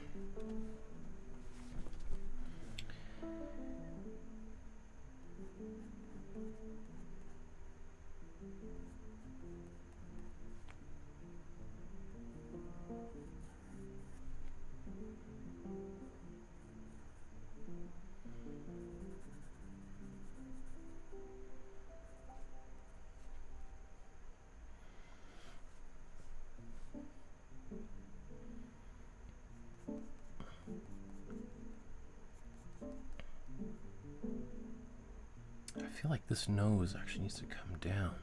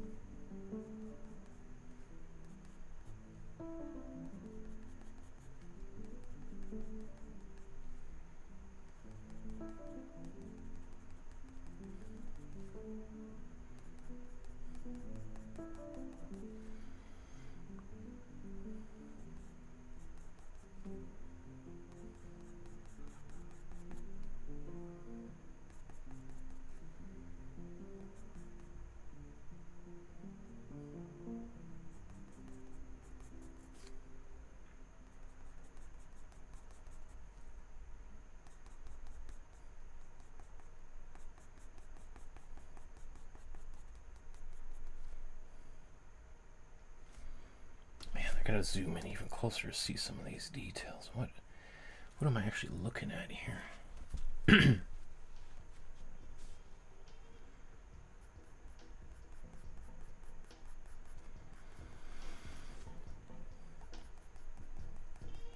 I'm not even too worried about getting the direction of these two, like if they're wildly incorrect, that's okay. Because I'm planning on doing multiple layers of colored pencil, or if you did this in black and white, that would work as well. And probably what's going to happen a few times, just like what happens when we're doing these paintings, is sometimes, you know, I spend all this time illuminating things, and then sometimes those details disappear for a little bit, and then I've got to bring them back out.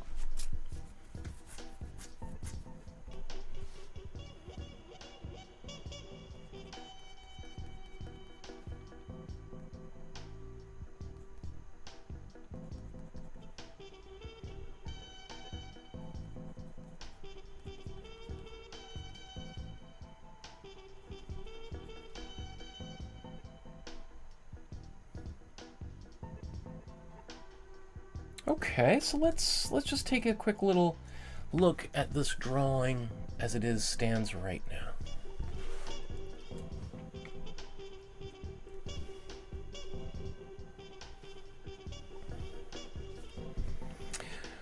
So I think for many people, if this is one of your first drawings, if you're a beginner or a novice, and you can do what I've just done right now, that would be huge. That would be amazing. Like that would be incredible. If you can do that, then really the majority of the rest of the stuff I'm going to do is just detailing, kind of putting in maybe some of the patterning and shading. But if you can do that, this could be the end of the drawing session for you. I'm going to put, I think, about another hour into this drawing and try to darken some of these areas, give a shadow, give a little bit more of a three-dimensional quality to this image. But I could be pretty happy with the way it is right now. Right? So this is sort of like what I was doing with the warm-up drawing earlier. So, you know, again, just putting that out there that if you're a beginner or a novice, this could be a very successful, like, half hour of drawing, or however long I've been drawing so far.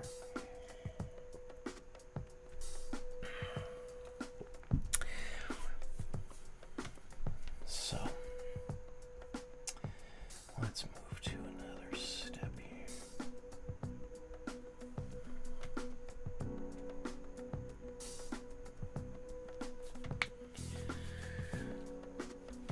So I feel really happy. I feel like I've got the composition well established. I've got all of the main features of the hair in place. I've started to put the texture of the fur in there. That's given me a great way to just to kind of get warmed up and get into the feeling of drawing this hair. And so now I just want to continue. I want to add another level of color and value to this drawing. Color, fairly self-explanatory. Could be, you know, more yellows or browns or grays, blacks, etc.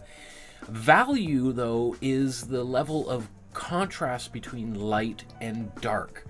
And that is the secret to unlocking any drawing and painting. And one of the things that happens all the time, especially for beginners, is that they don't have enough contrast in their drawing. Things tend to kind of be very lightly drawn. And I understand why people do that. Often it comes out of a fear of putting in too dark of a line, because if it's too dark, I can't erase it, and then I'm screwed. You've put too much salt in the soup or something, right? I would say if you can do this drawing like this, then you can do it again, and you can probably do it faster and better. So I wouldn't be worried about going a little bit darker. In fact, I think that's what I'm going to do next, is I'm going to add in some much darker areas so that you can see how that can really dramatically create a lot more depth in this drawing. So I could just go to a little bit of a darker brown. But I'm gonna see, do I have like a really, almost like a black here? I'll show you.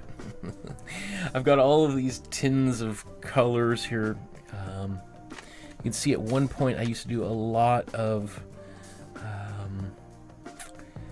colored pencil drawings. So even though I do have black, I'm gonna keep this like I do when I'm doing paintings. I often say, like, think of black like a fire extinguisher, use in case of emergency. So I'm going to go here with a really, really dark gray.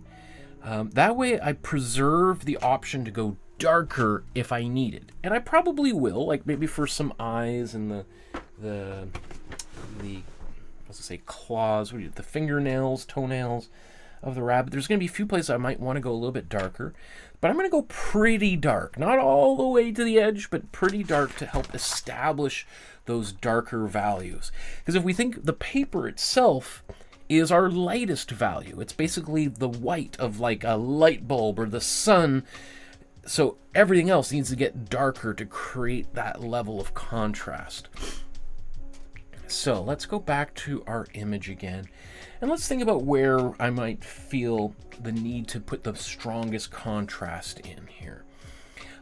One of the things that I can do to help with this process is while I'm looking at it, I can squint my eyes. When I squint my eyes, like I'm pretending to sleep, and I look at the image, it helps me see where the darkest areas and the lightest areas are. So if you do that right now, what the areas I see that are the darkest, that really stand out to me, is the right ear. That to me is like, wow, I didn't realize how dark that was until I squinted my eyes. If you had asked me before with my eyes wide open, I said, well, of course it's the eyes, nose, maybe the paws. But as soon as I do that, all of a sudden this ear on the right, that seems much darker. And even the area right down the middle of the face, or over the nose, I guess you'd say the bridge of the hare's nose. Also, what appears really dark is the left ear, probably because in contrast to the light hair, right? So that tells me that the inside of that ear, that's going to get pretty dark. And then sort of by the hind legs, so that really helps me determine what is lighter or darker. I'm just going to show this. This is another tool that we can use that wasn't available to Albrecht Dürer back in the day, but is to increase the contrast or to reduce the saturation. So for instance, if I slide my slider there and convert this to a black and white image, that can also help me see that if I was to, you know, basically this entire drawing needs to be covered with pencil marks. Because even though the ear here is lighter, it's not as white as the paper. Even there's this area here, this little kind of white grayish hair. That's not perfectly white either, because it's not. It's a little bit darker than the paper. So all of that has been modified in some way, probably with a light little wash or color. Same thing up here. Another thing that I can do as well is I can play with these sliders a little bit.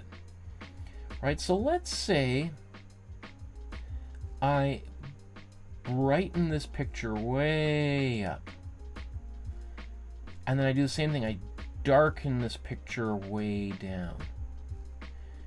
Right, so basically what I've done is I've made the highlights really bright, and I made the shadows really dark. And so once again, this kind of approximates what I see when I'm squinting my eyes. It helps me see, like, whoa, that ear really is dark. The forehead, that's really dark too, right? I can see those areas of light and dark. So I'm just pointing this out here as a series of tools that you can use to help when you're doing a drawing, to see what those contrasts are. Because as I said, I would say probably the two most common mistakes I see drawers make is they don't have enough contrast, and then there's some kind of perspective issue. So in this drawing, there is a bit of perspective, but for all intents and purposes, we don't have to worry about it for today, but we can really work on the value contrasts right now. Okay, so having said that, let's get back to this drawing and start putting in some of those darker values. Now I think I am going to use just a scrap piece of paper to help protect the surface from getting too many smudges.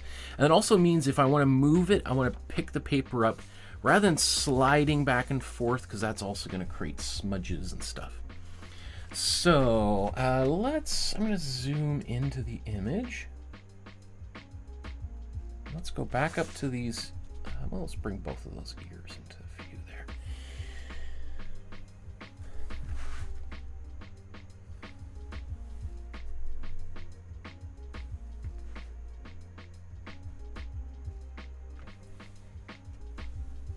Okay. So let's come in here and immediately start to darken in the darkest areas.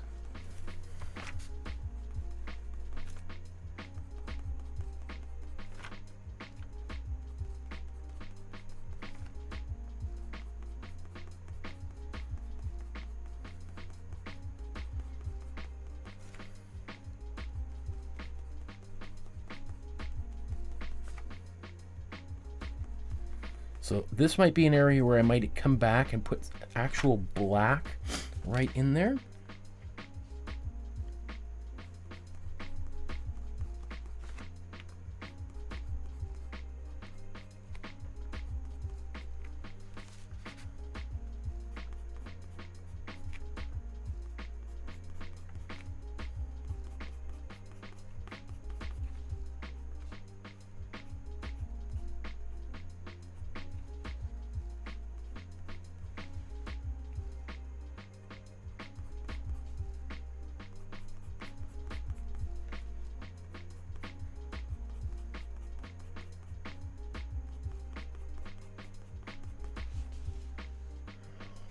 Okay.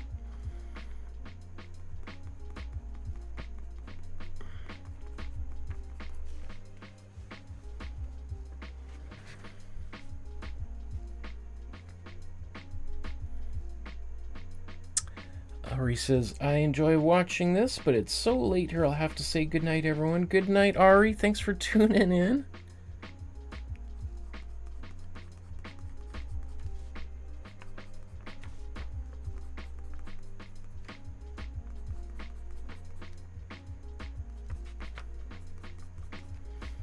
2 a.m. My goodness. You're a super trooper for tuning in, even and staying this long. I love it. Thank you so much. Your dedication is really admirable and appreciated.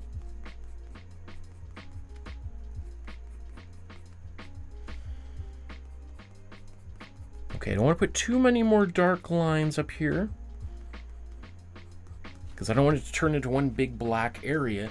And that's, again, why I like to reserve my black pencils for the end. Because let's say I did do that, and I'd be like, oh, it's too dark.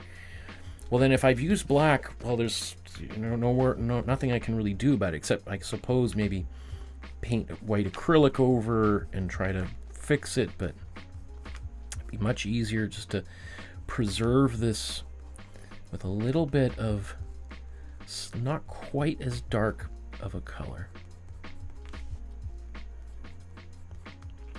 or value, I mean.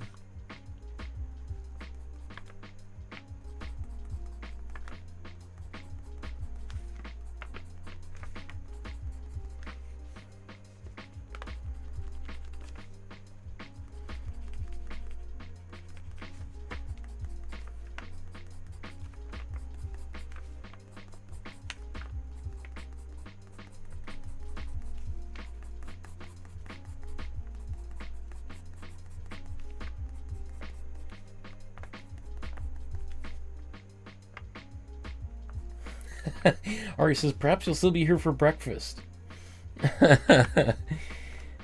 I hope not. Oh my goodness.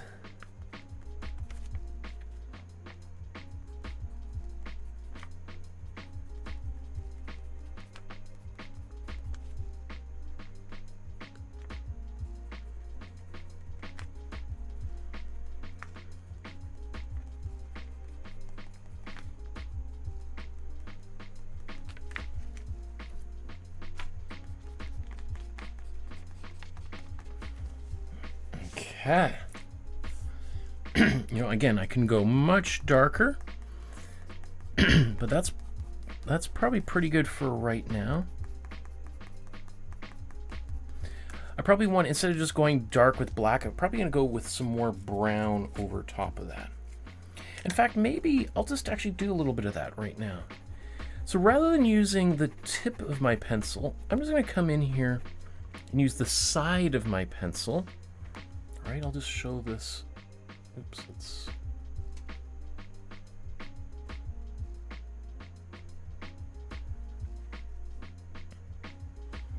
So look how I'm holding the pencil. All right, so that the pencil is just on its side.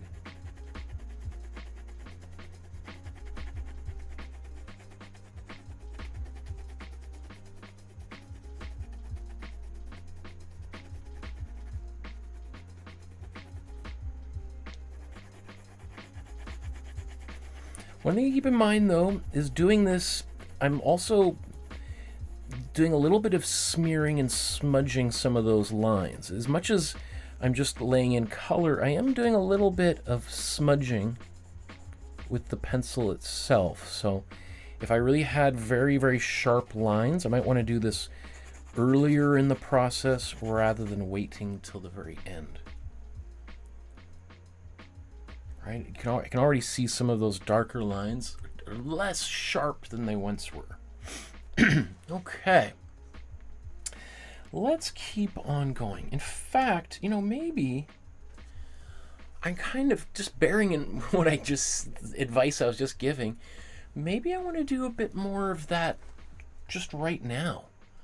Laying in some more of the brown.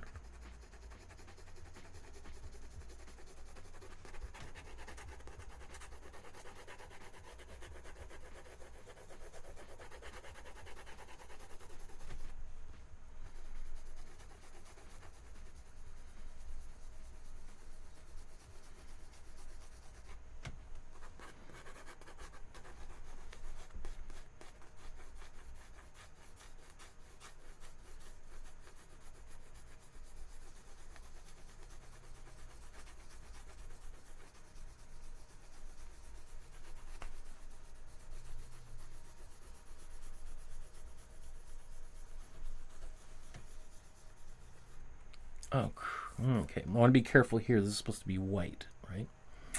So I might have overdone that a bit.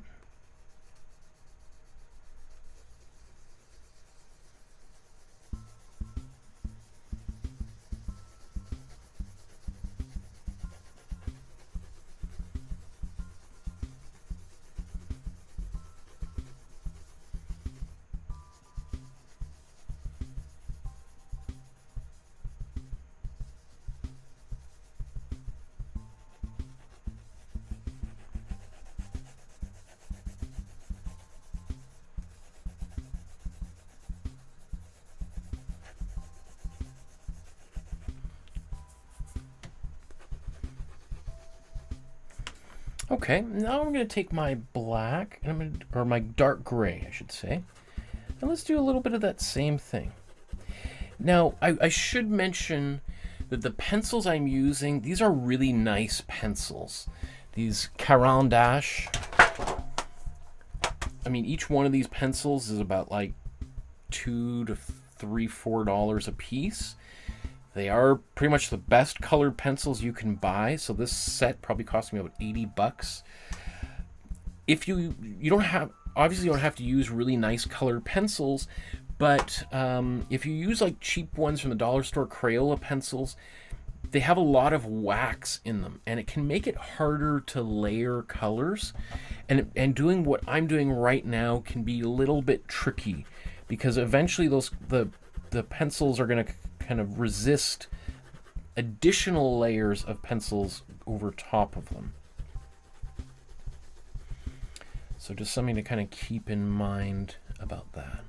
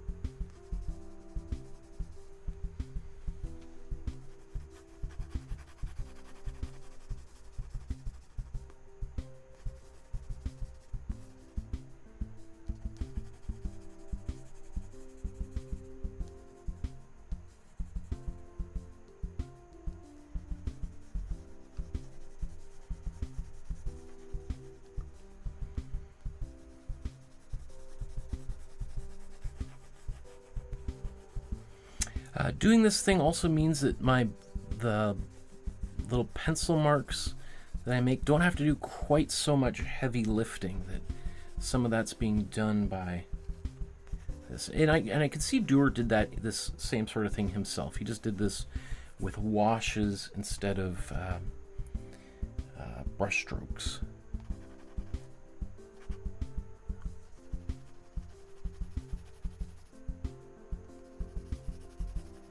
One thing I can see here is some there's impressions left by my daughter's scribbles on here, which are going right through the middle of the face, which is going to make things a little bit tricky. To kind of counteract that, what I can do is try to draw into some of those depressions that have been left behind.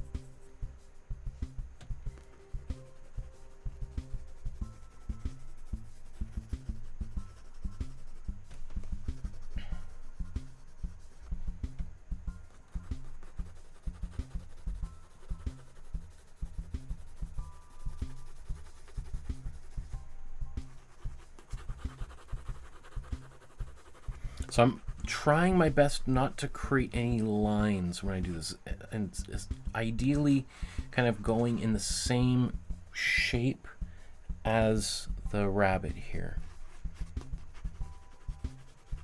or the form. So if there are lines that sneak off the tip of my pencil, they're going to be less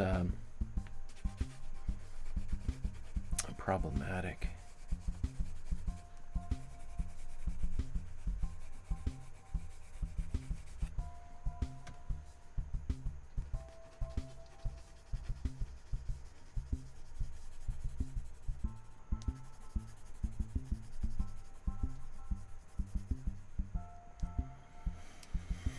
Okay. What should I do next?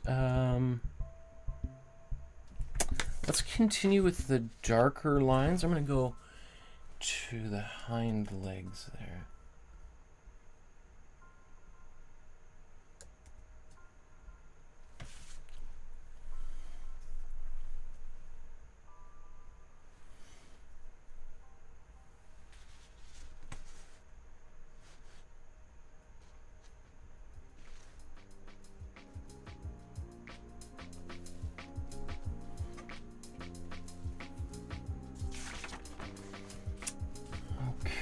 So now I'm going to come in here and start putting in some of the patterning.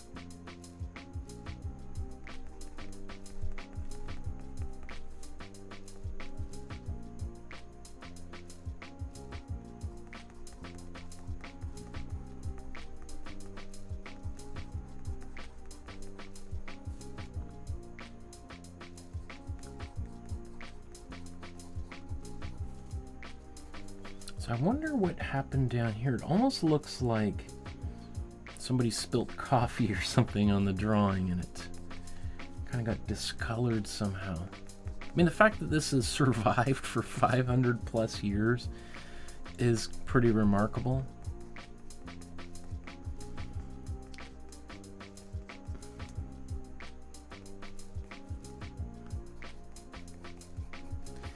Not a lot of paper works survive because paper is pretty fragile, burns very easily. It's, you know, when it gets a little bit moist, it can get mold on it.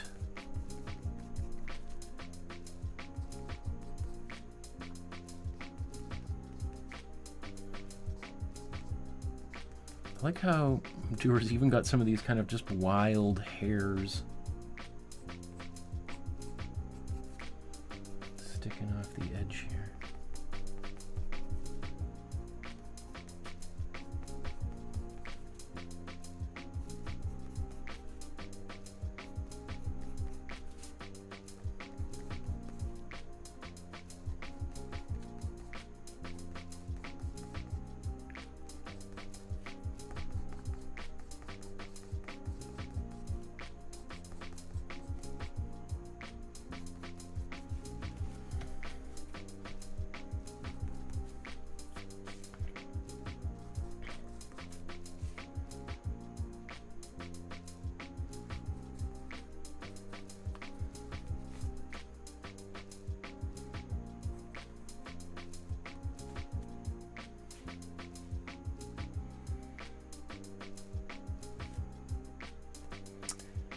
It's a little bit hard for me to perceive what kinds of patterns are in here.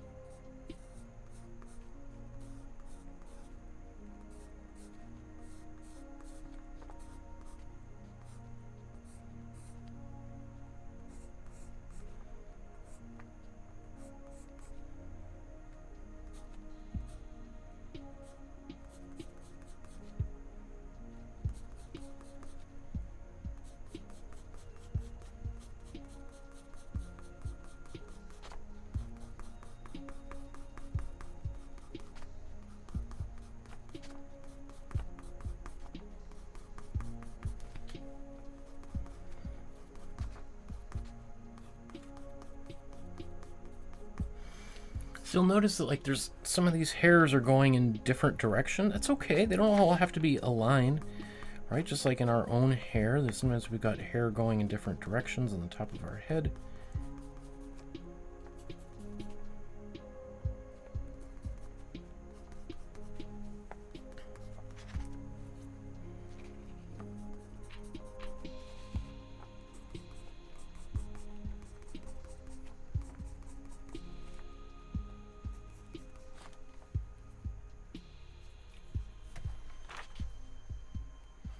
And Keith says, Michael, what do you do after art? What's your daily routine? Just curious.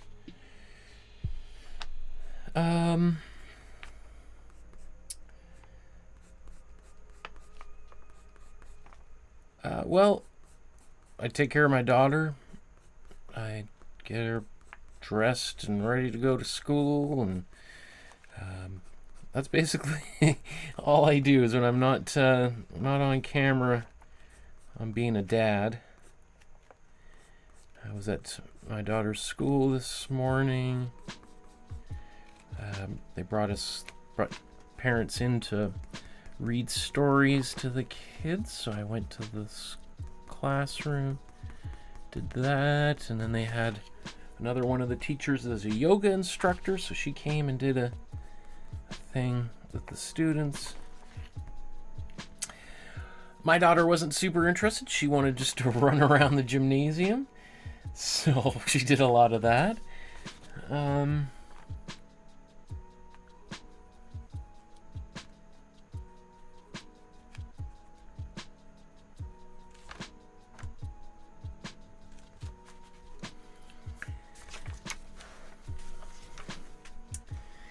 But yeah, that's, I mean, that and, well, I'm working on a graphic novel.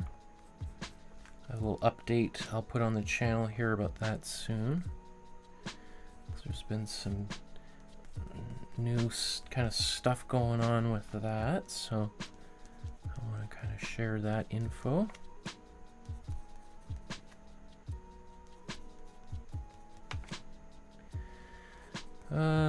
And then planning these episodes. My life pretty much just revolves around making art all the time. I can't, what else do I do? I mean, I keep meaning to get to the gym and do more exercise, but I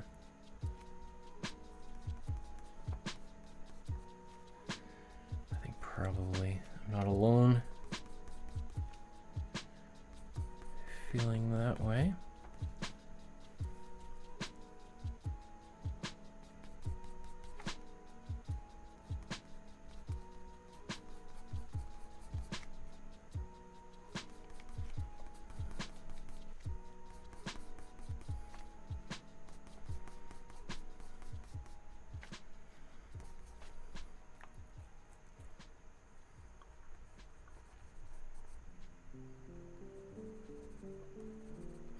Notice how I left a little bit of white on the eyeball. I want that for highlights.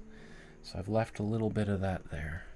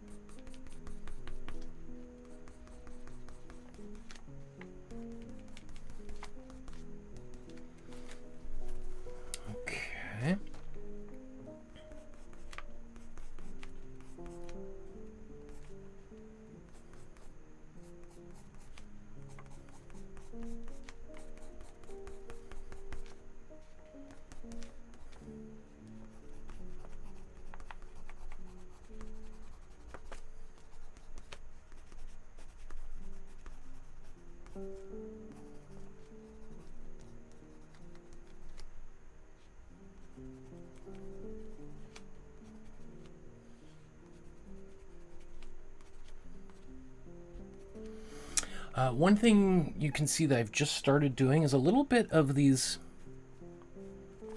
like shapes like that to help suggest that this hair on top is lighter. And then this underneath is going to be darker.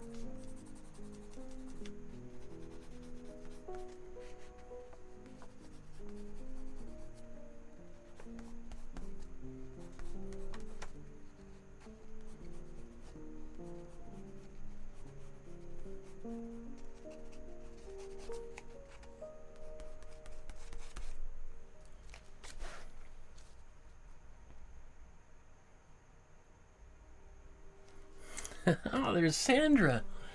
Says, hi everyone, oh my god, drawing here? This is so exciting. Yeah, something a little less set up that you might be able to do, Sandra. I know having a little one in the house makes it hard to get into the studio and paint, but yeah, it's just using a sketchbook can sometimes make it a little bit easier to break away for a few minutes to make a little bit of art here and there.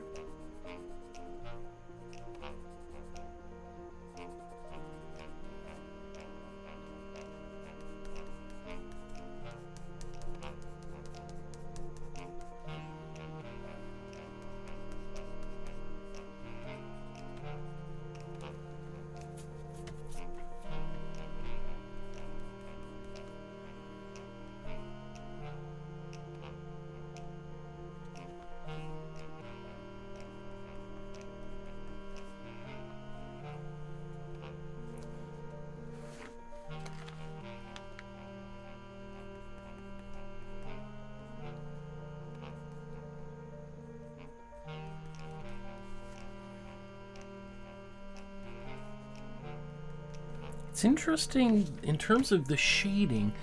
This side of the face is actually relatively bright, and yet it's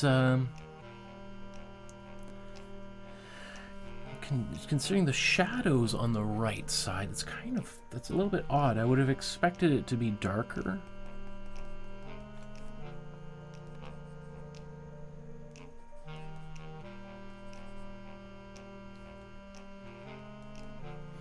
Now there is the whiskers and stuff. I'm going to do that. The whiskers probably was one of the very last things because I want them to be nice and sharp. And the more that I'm drawing over top of this, moving my hand or a piece of paper over, the more they're going to smudge. And then I might find like, they're smudged, so then I try to go back over top. And then those little fine hairs end up becoming wider and wider like pipe cleaners. Right, so I'm going to wait till the very end to do that on the drawing. So how about, let's just take a look at how this looks thus far.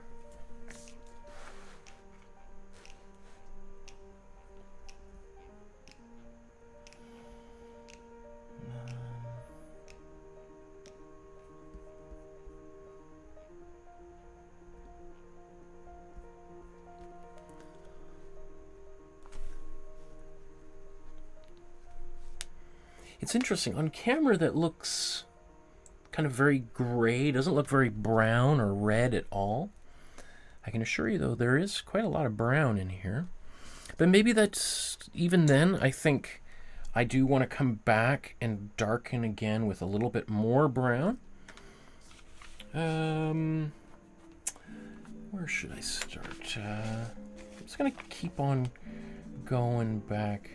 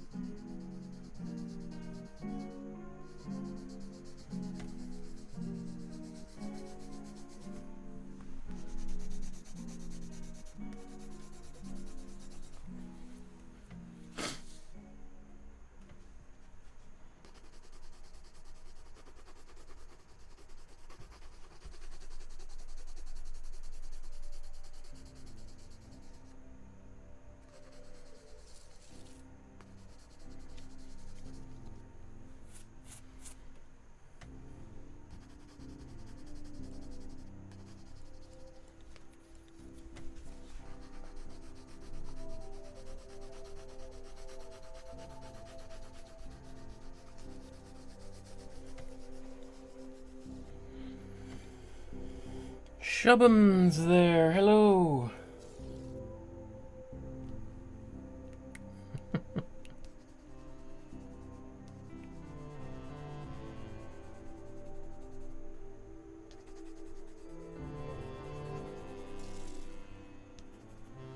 Super curious to see how many people are actually gonna have done this drawing.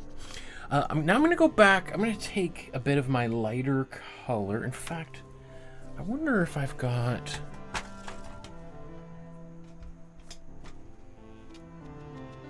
What color do I want? See, on camera, I think I'm doing... Or, like, in person, this is looking great. On camera, though, it looks so faint. Like, there's no red in there at all. I'm going to take a bit... I'm going to go a little bit more extreme with this yellow. And add some of this in here.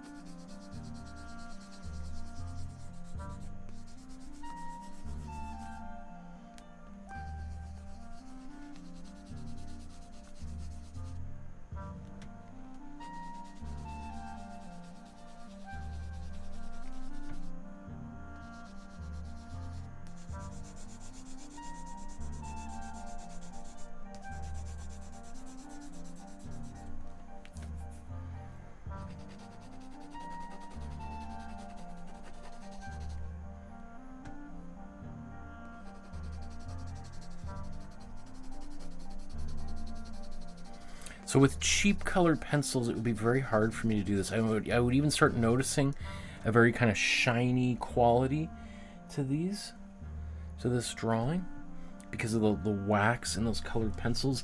In these really nice colored pencils, we see very little of that. Stephanie says, I'm going to continue this later. Hard day at work, but I have started, but I... Sorry, what is that? Ah, it's covered up. But I did start the hair, and I'm enjoying watching you teach. Good night, all. Good night, Stephanie. Nice to see you there in the chat. Awesome. Okay.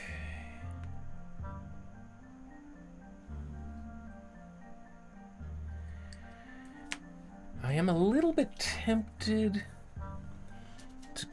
to use a brown that's a bit more on the reddish side of things. Potentially, maybe even introducing an orange.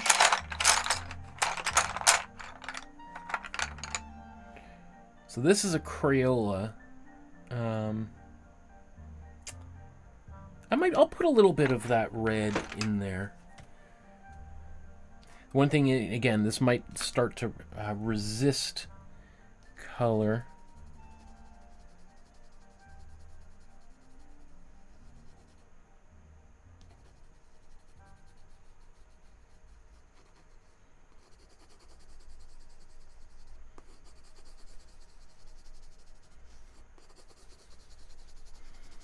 I think if you're using color, I wouldn't be afraid to use it.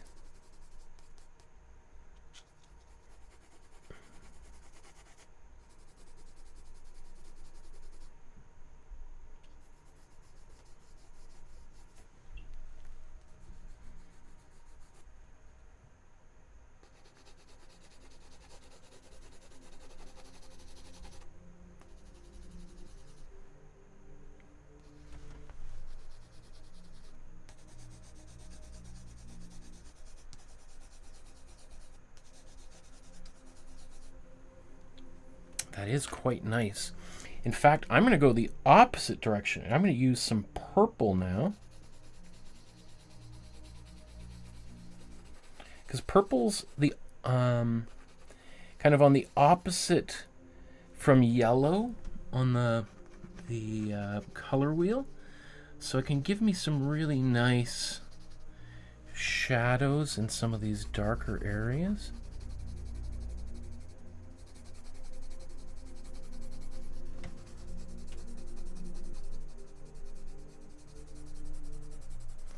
Rather than just using black as my darkest color.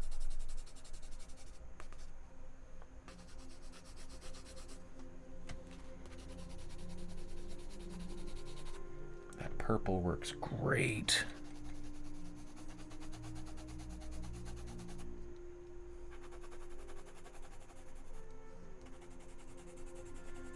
Much better than black. Way better than black here.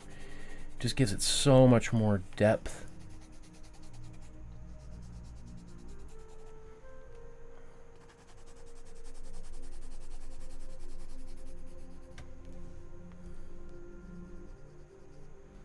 Again, I don't know how well it's, I mean, when I look on camera, that looks very purpley. I can really see the purple there, but it's barely visible. Well, it's visible, but very, very subtle in person.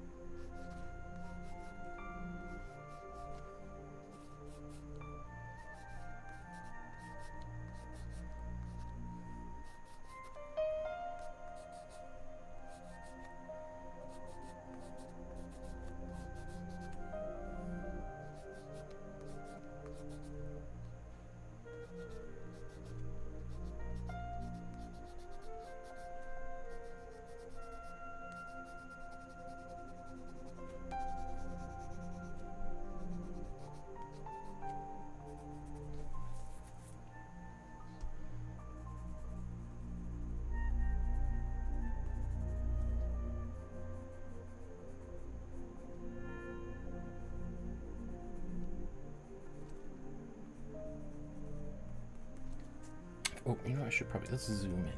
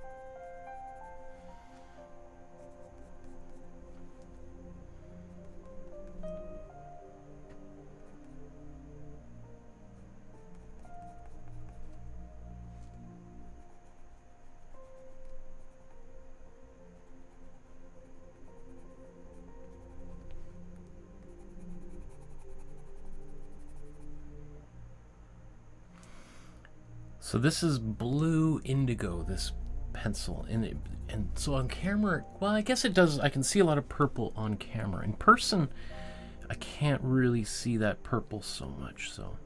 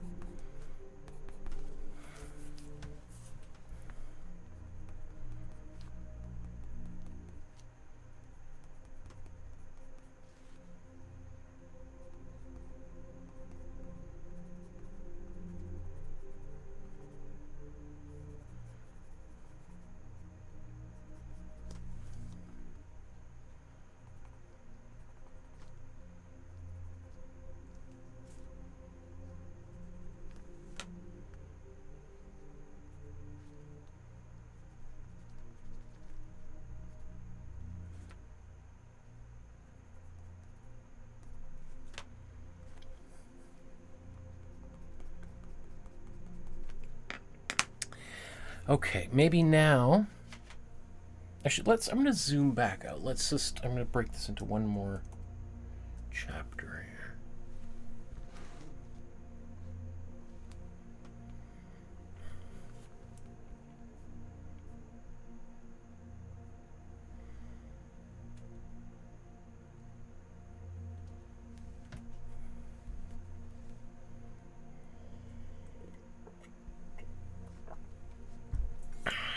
I'm going to try to wrap up here in about another 20 minutes or so. So, I'm pretty happy with the way this drawing has come. I mean, obviously I could spend hours and hours and hours working on it, but that's not the point of these episodes. It's just sort of give you a bit of an idea of how you might draw this drawing from scratch, get it started. Once it's started, it's just then you can spend as long as you want on the details. So, I'm going to go in now and just use a black. I've been using my darkest values here have been a purple and then a dark gray. So now I'm going to actually use a black and we'll put in those details, including the shadow as well. So let's bring the original back up here.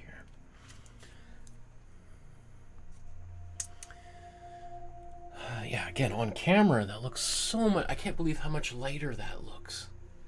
I do have the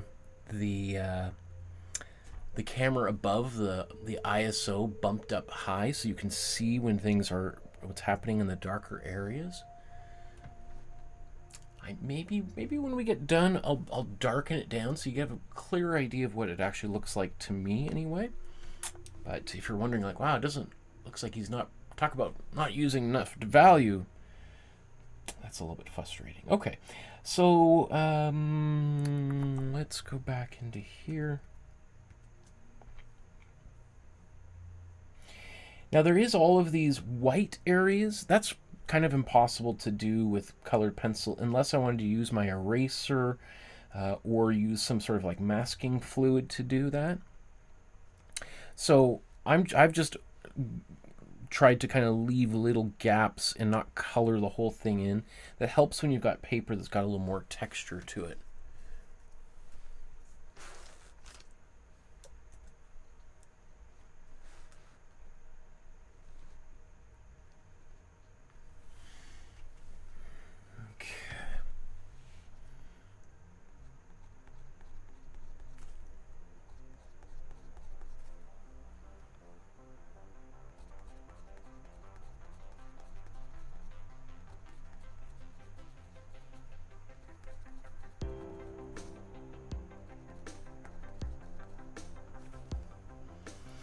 So I'm just defining a few things.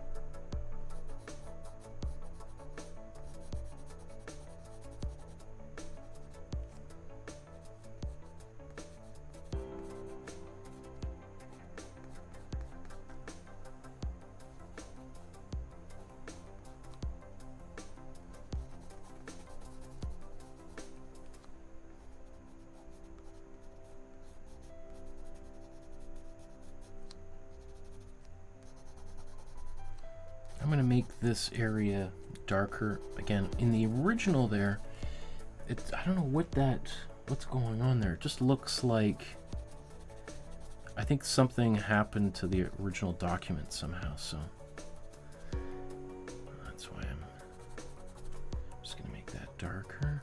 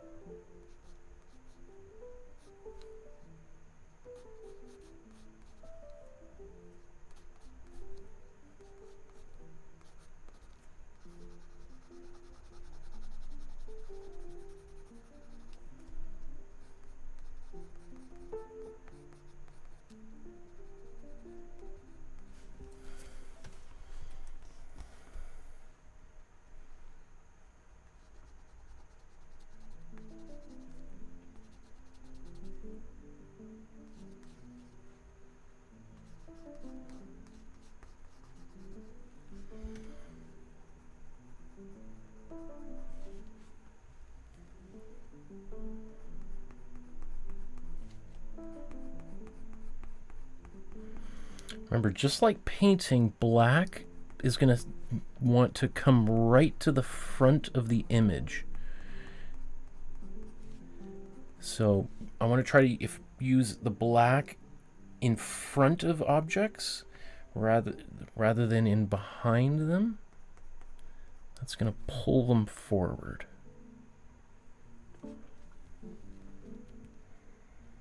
Yeah, I guess let's go back up here.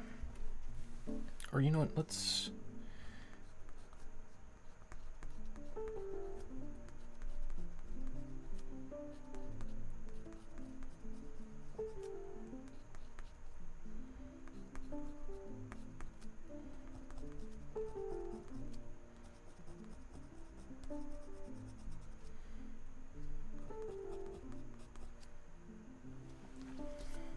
Okay, you can see my hand has been creating all this smudgy stuff down here. I think what I'll do towards the end, maybe I'm going to try to, I'll try to come up with a creative solution to deal with that a little bit.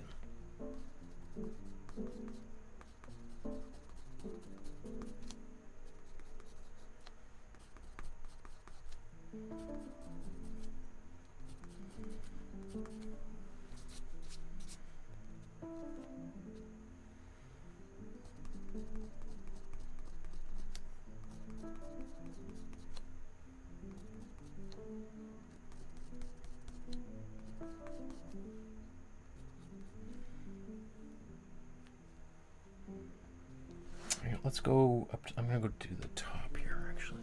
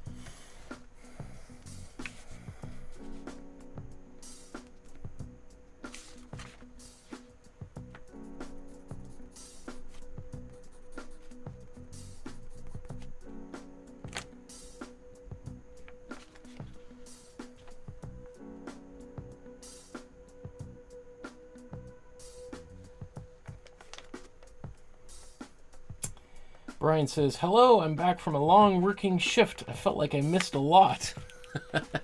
Well, a little bit, but we're almost done here, so trying to keep this accessible so it's not an 8-hour drawing or something that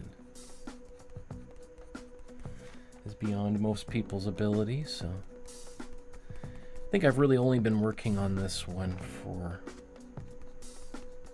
maybe an hour and a half or so, I would say.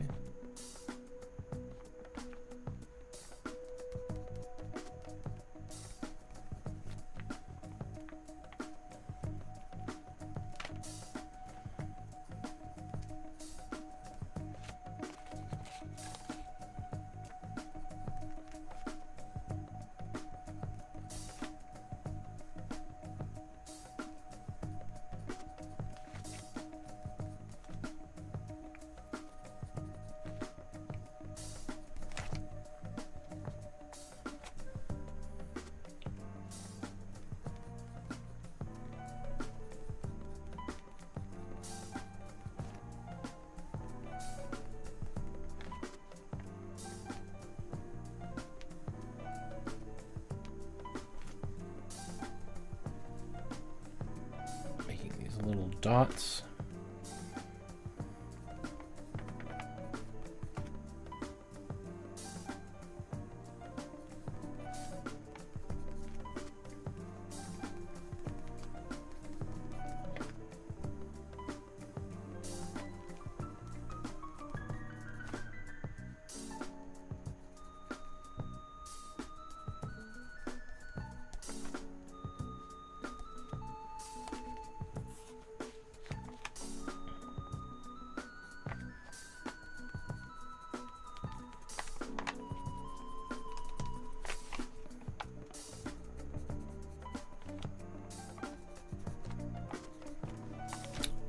Ah, there's Lisa in the chat. Says Lisa, the rabbi's looking good. Brian says, I can't wait to review the stream when I have free time. Awesome. Yeah, they'll be up there for as long as there's YouTube or the internet or whatever. And so no hurry. Work at your own pace.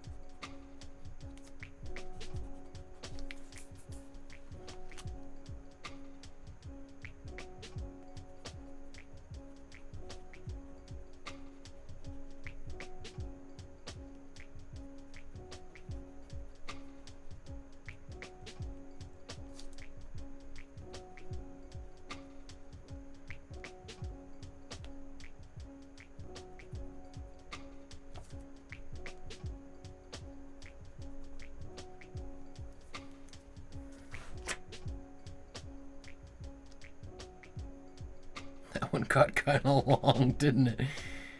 Yikes.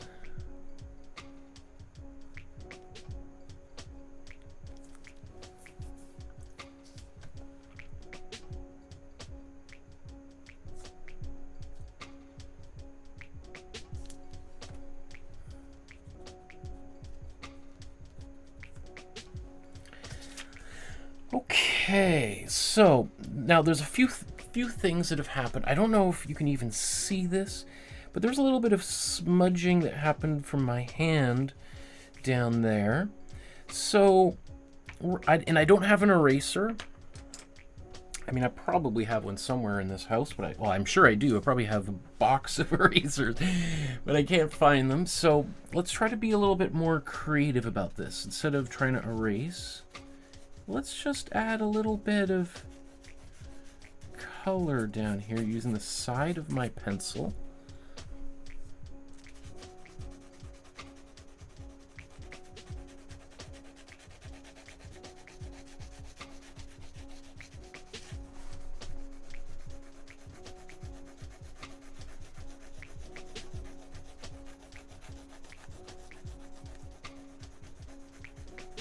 So the dark area is right in here, so I'm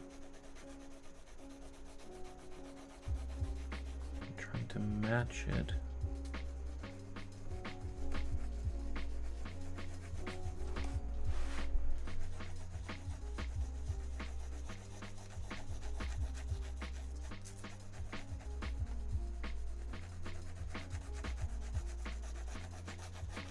There's a couple things I can do here. I could try to smudge it with my finger, or I could just leave it as it is. I think I'm going to try to do a little bit of smudging here.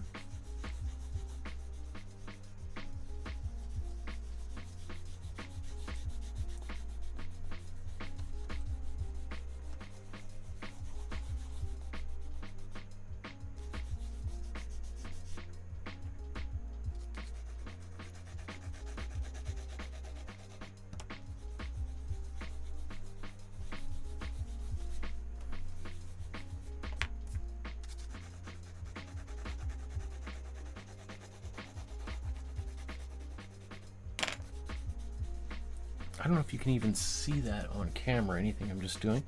But that feels better, because I've had a bunch of fingerprints there, and I was like, it kind of looks gross. But now I'm making it into something. It feels way more deliberate.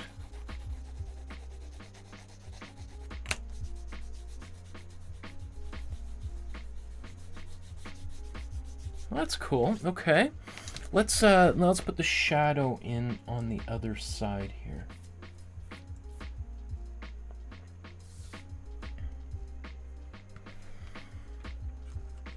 I'm going to use my purple that I had been using before for shading.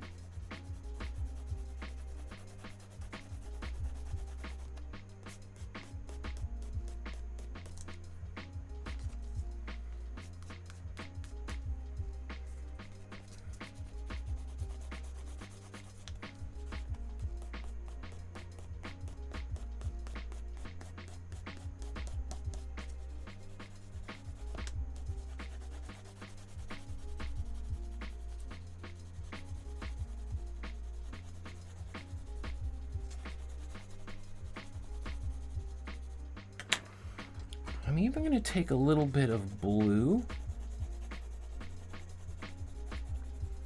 Blue being the opposite of brown, or at least of orange on the color wheel. I might just put a bit of this blue a little bit elsewhere in here.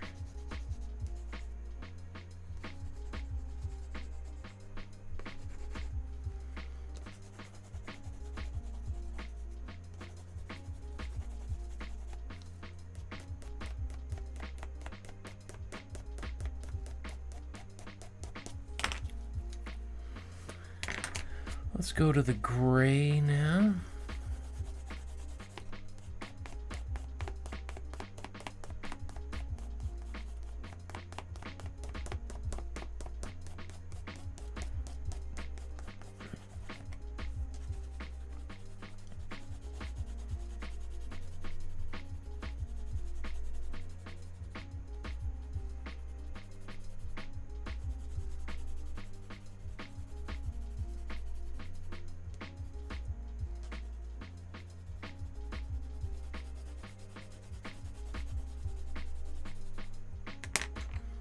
And then my black.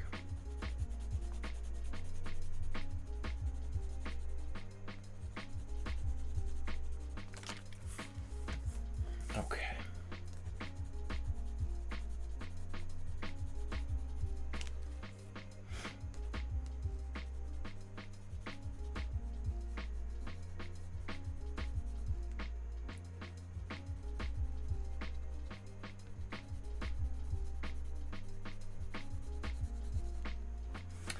And then let's finish it off with the signature of the great master. What color is that? Well, it's basically like a black. I'm gonna do it with my purple.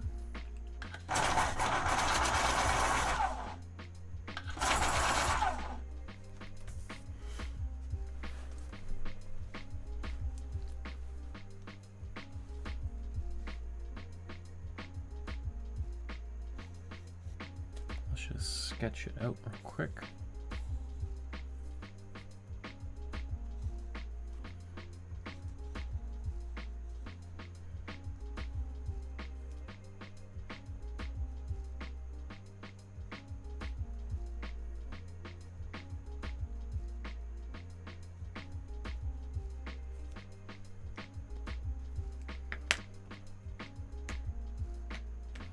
You know, I'm going to use a brown. I'm going to start this with...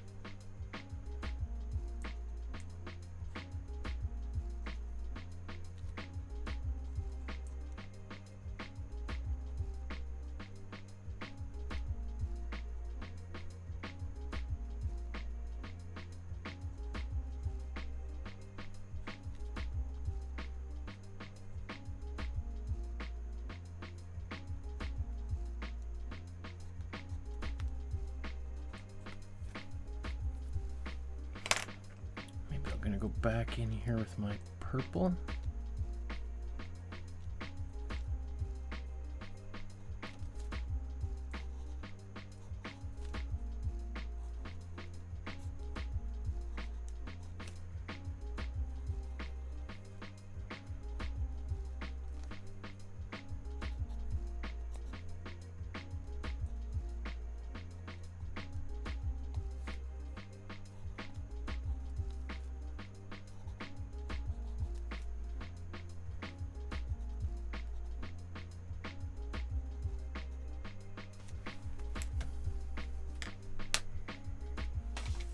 Okay.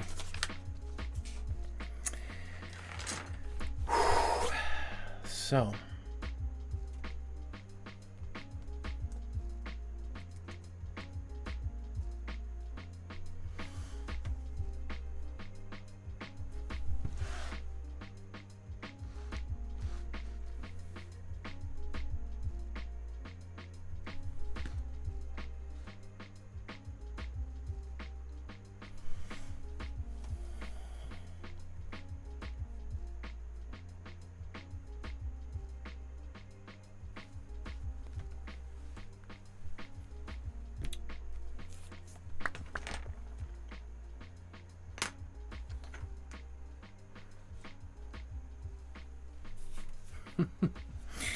Okay, so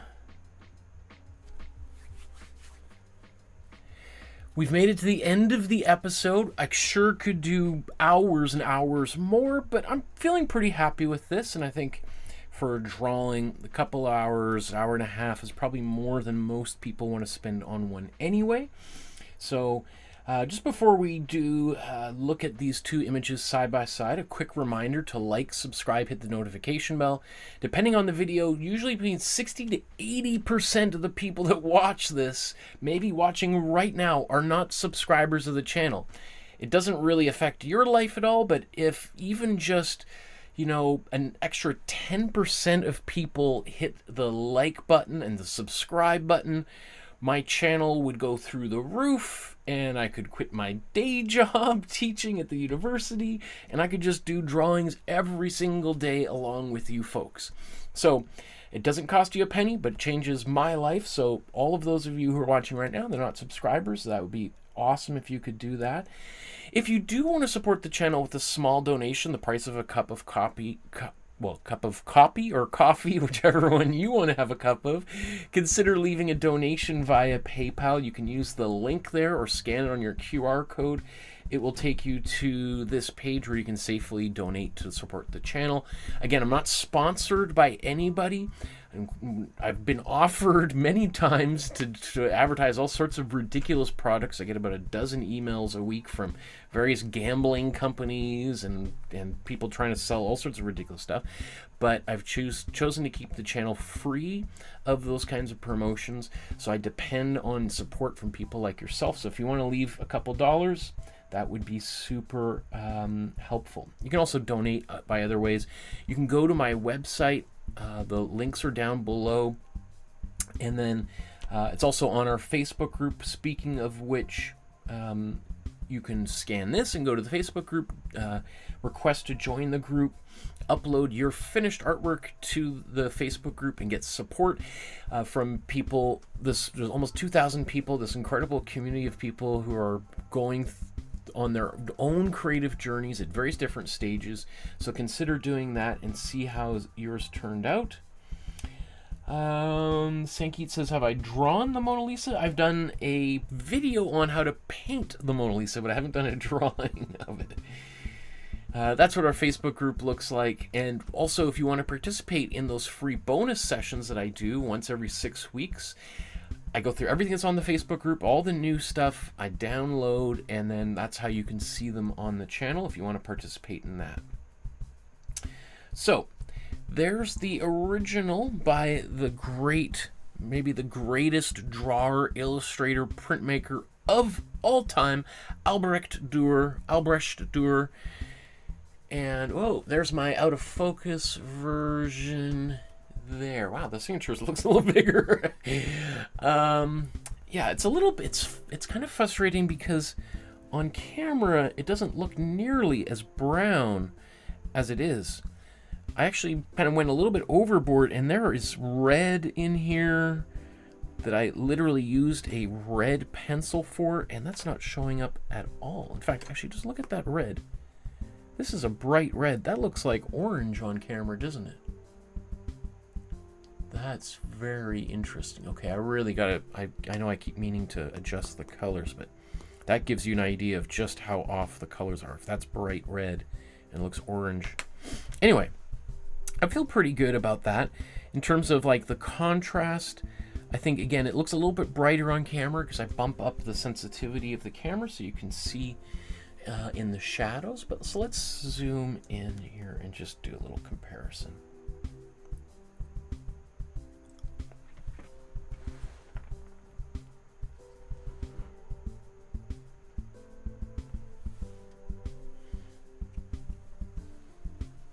Okay. So again, obviously, I mean, the original is done with watercolor and what we would now call gouache.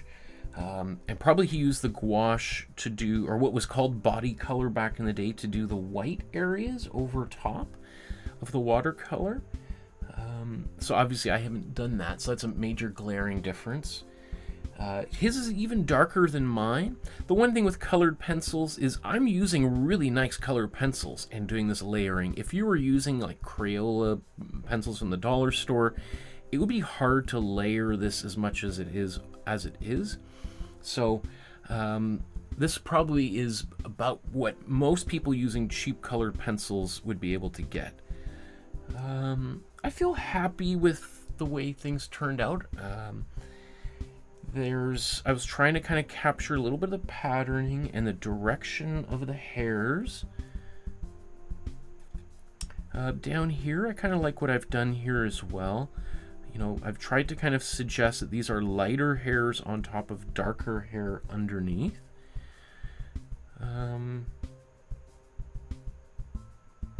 You know, obviously, if I was doing this with paint, I'd just paint white hair over top, but it's hard to do that with pencils unless we use some sort of gum there to block that out. Let's look at the pause.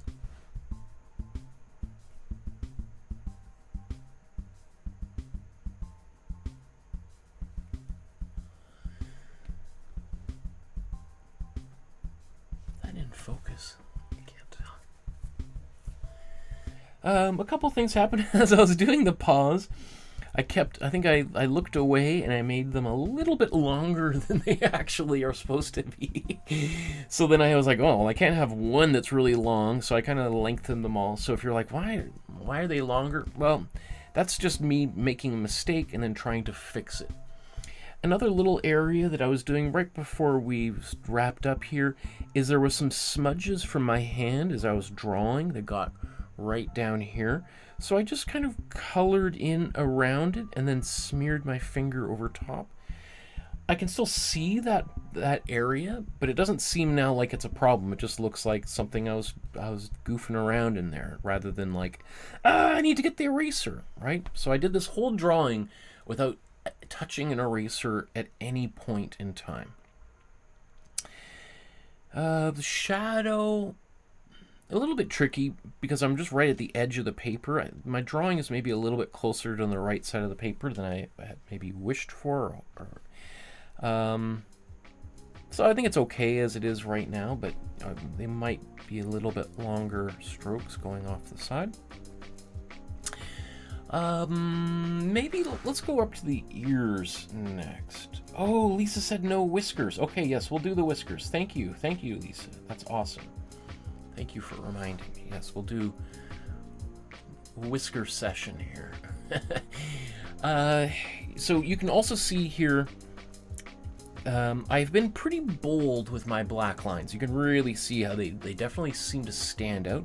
Now, they're not quite so visible in person, as especially like in this area. This is quite dark, and yet it looks pretty bright on camera. It's interesting. Same thing in here. Anyway, it is what it is. Like down here, this is pretty much black, pure black, right in here. And look how light that looks. It's so strange. Okay. I'm happy with the way the ears turned out. I like this little ridge. I mean, that could be a little bit darker.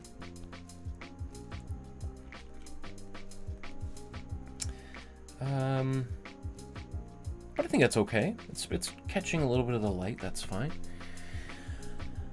So then let's come back down here to the face. And let's put some of these whiskers in.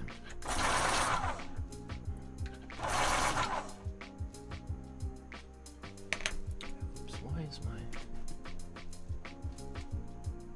my computer battery almost died? I didn't realize it wasn't plugged in.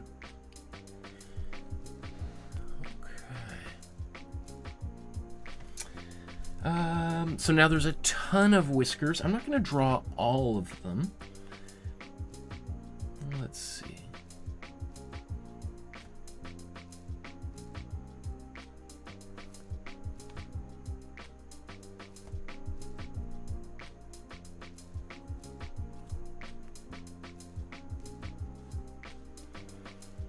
He's also got these.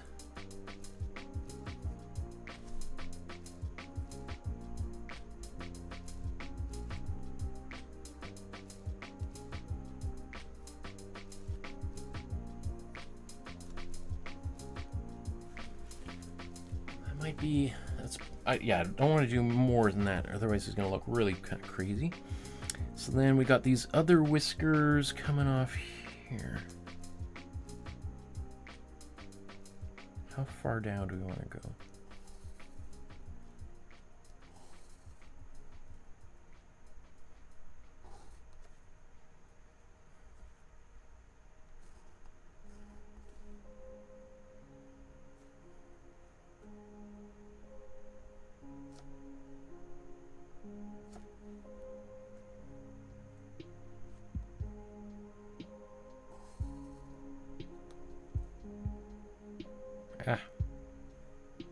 if I need to curve it in quite like that.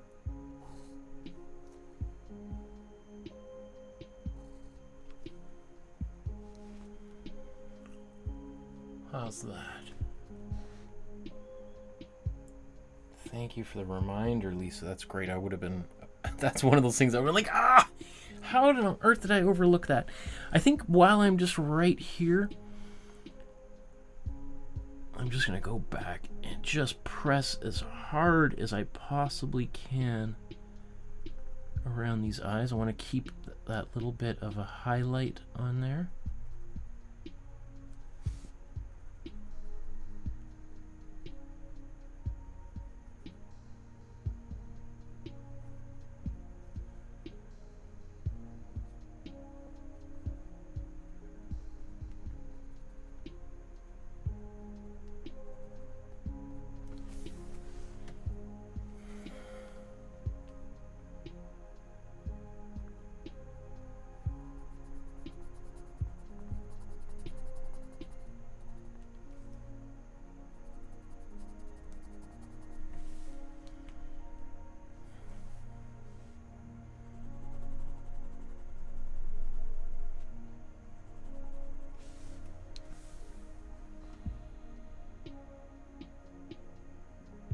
Okay, so that was adding these dark lines here right at the end.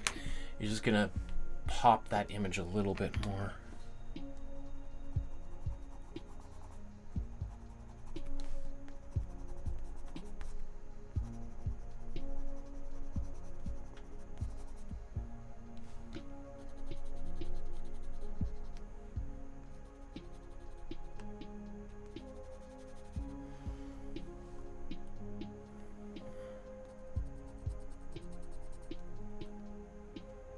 Okay, that's I should just walk away. Okay, this looks, I'm happy with it, so.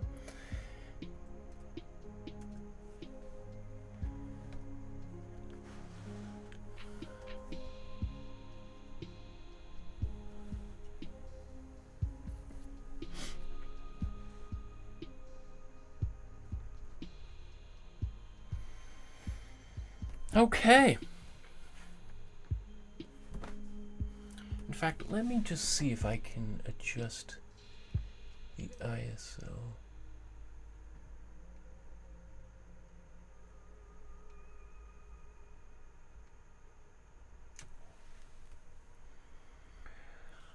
I would say what you see on camera right now is closer to the value level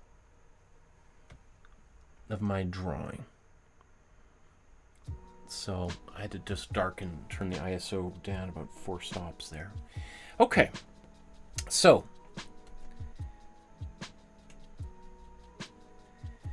that brings us to the end of another episode. The first one of this whole new series of drawing master study classes. I'm going to be doing lots more of these. I'm still going to be doing the painting episodes. I'm going to try to balance them about half and half going forward. So make sure you're subscribed, and I look forward to seeing your drawings on the Facebook group. Until then, have yourself a wonderful morning, evening, afternoon, wherever you are on our beautiful planet. Just remember, every creative decision and act you make is making the world a better place for the next generation and even ours. Imagine how much more peaceful and beautiful our world would be if our world leaders took an art class and learned more positive ways of expressing their thoughts, feelings, and emotions. That's the world I want to live in. That's what I'm trying to do, is encourage a little bit more creativity. We'll see you guys again very soon. Have a great night.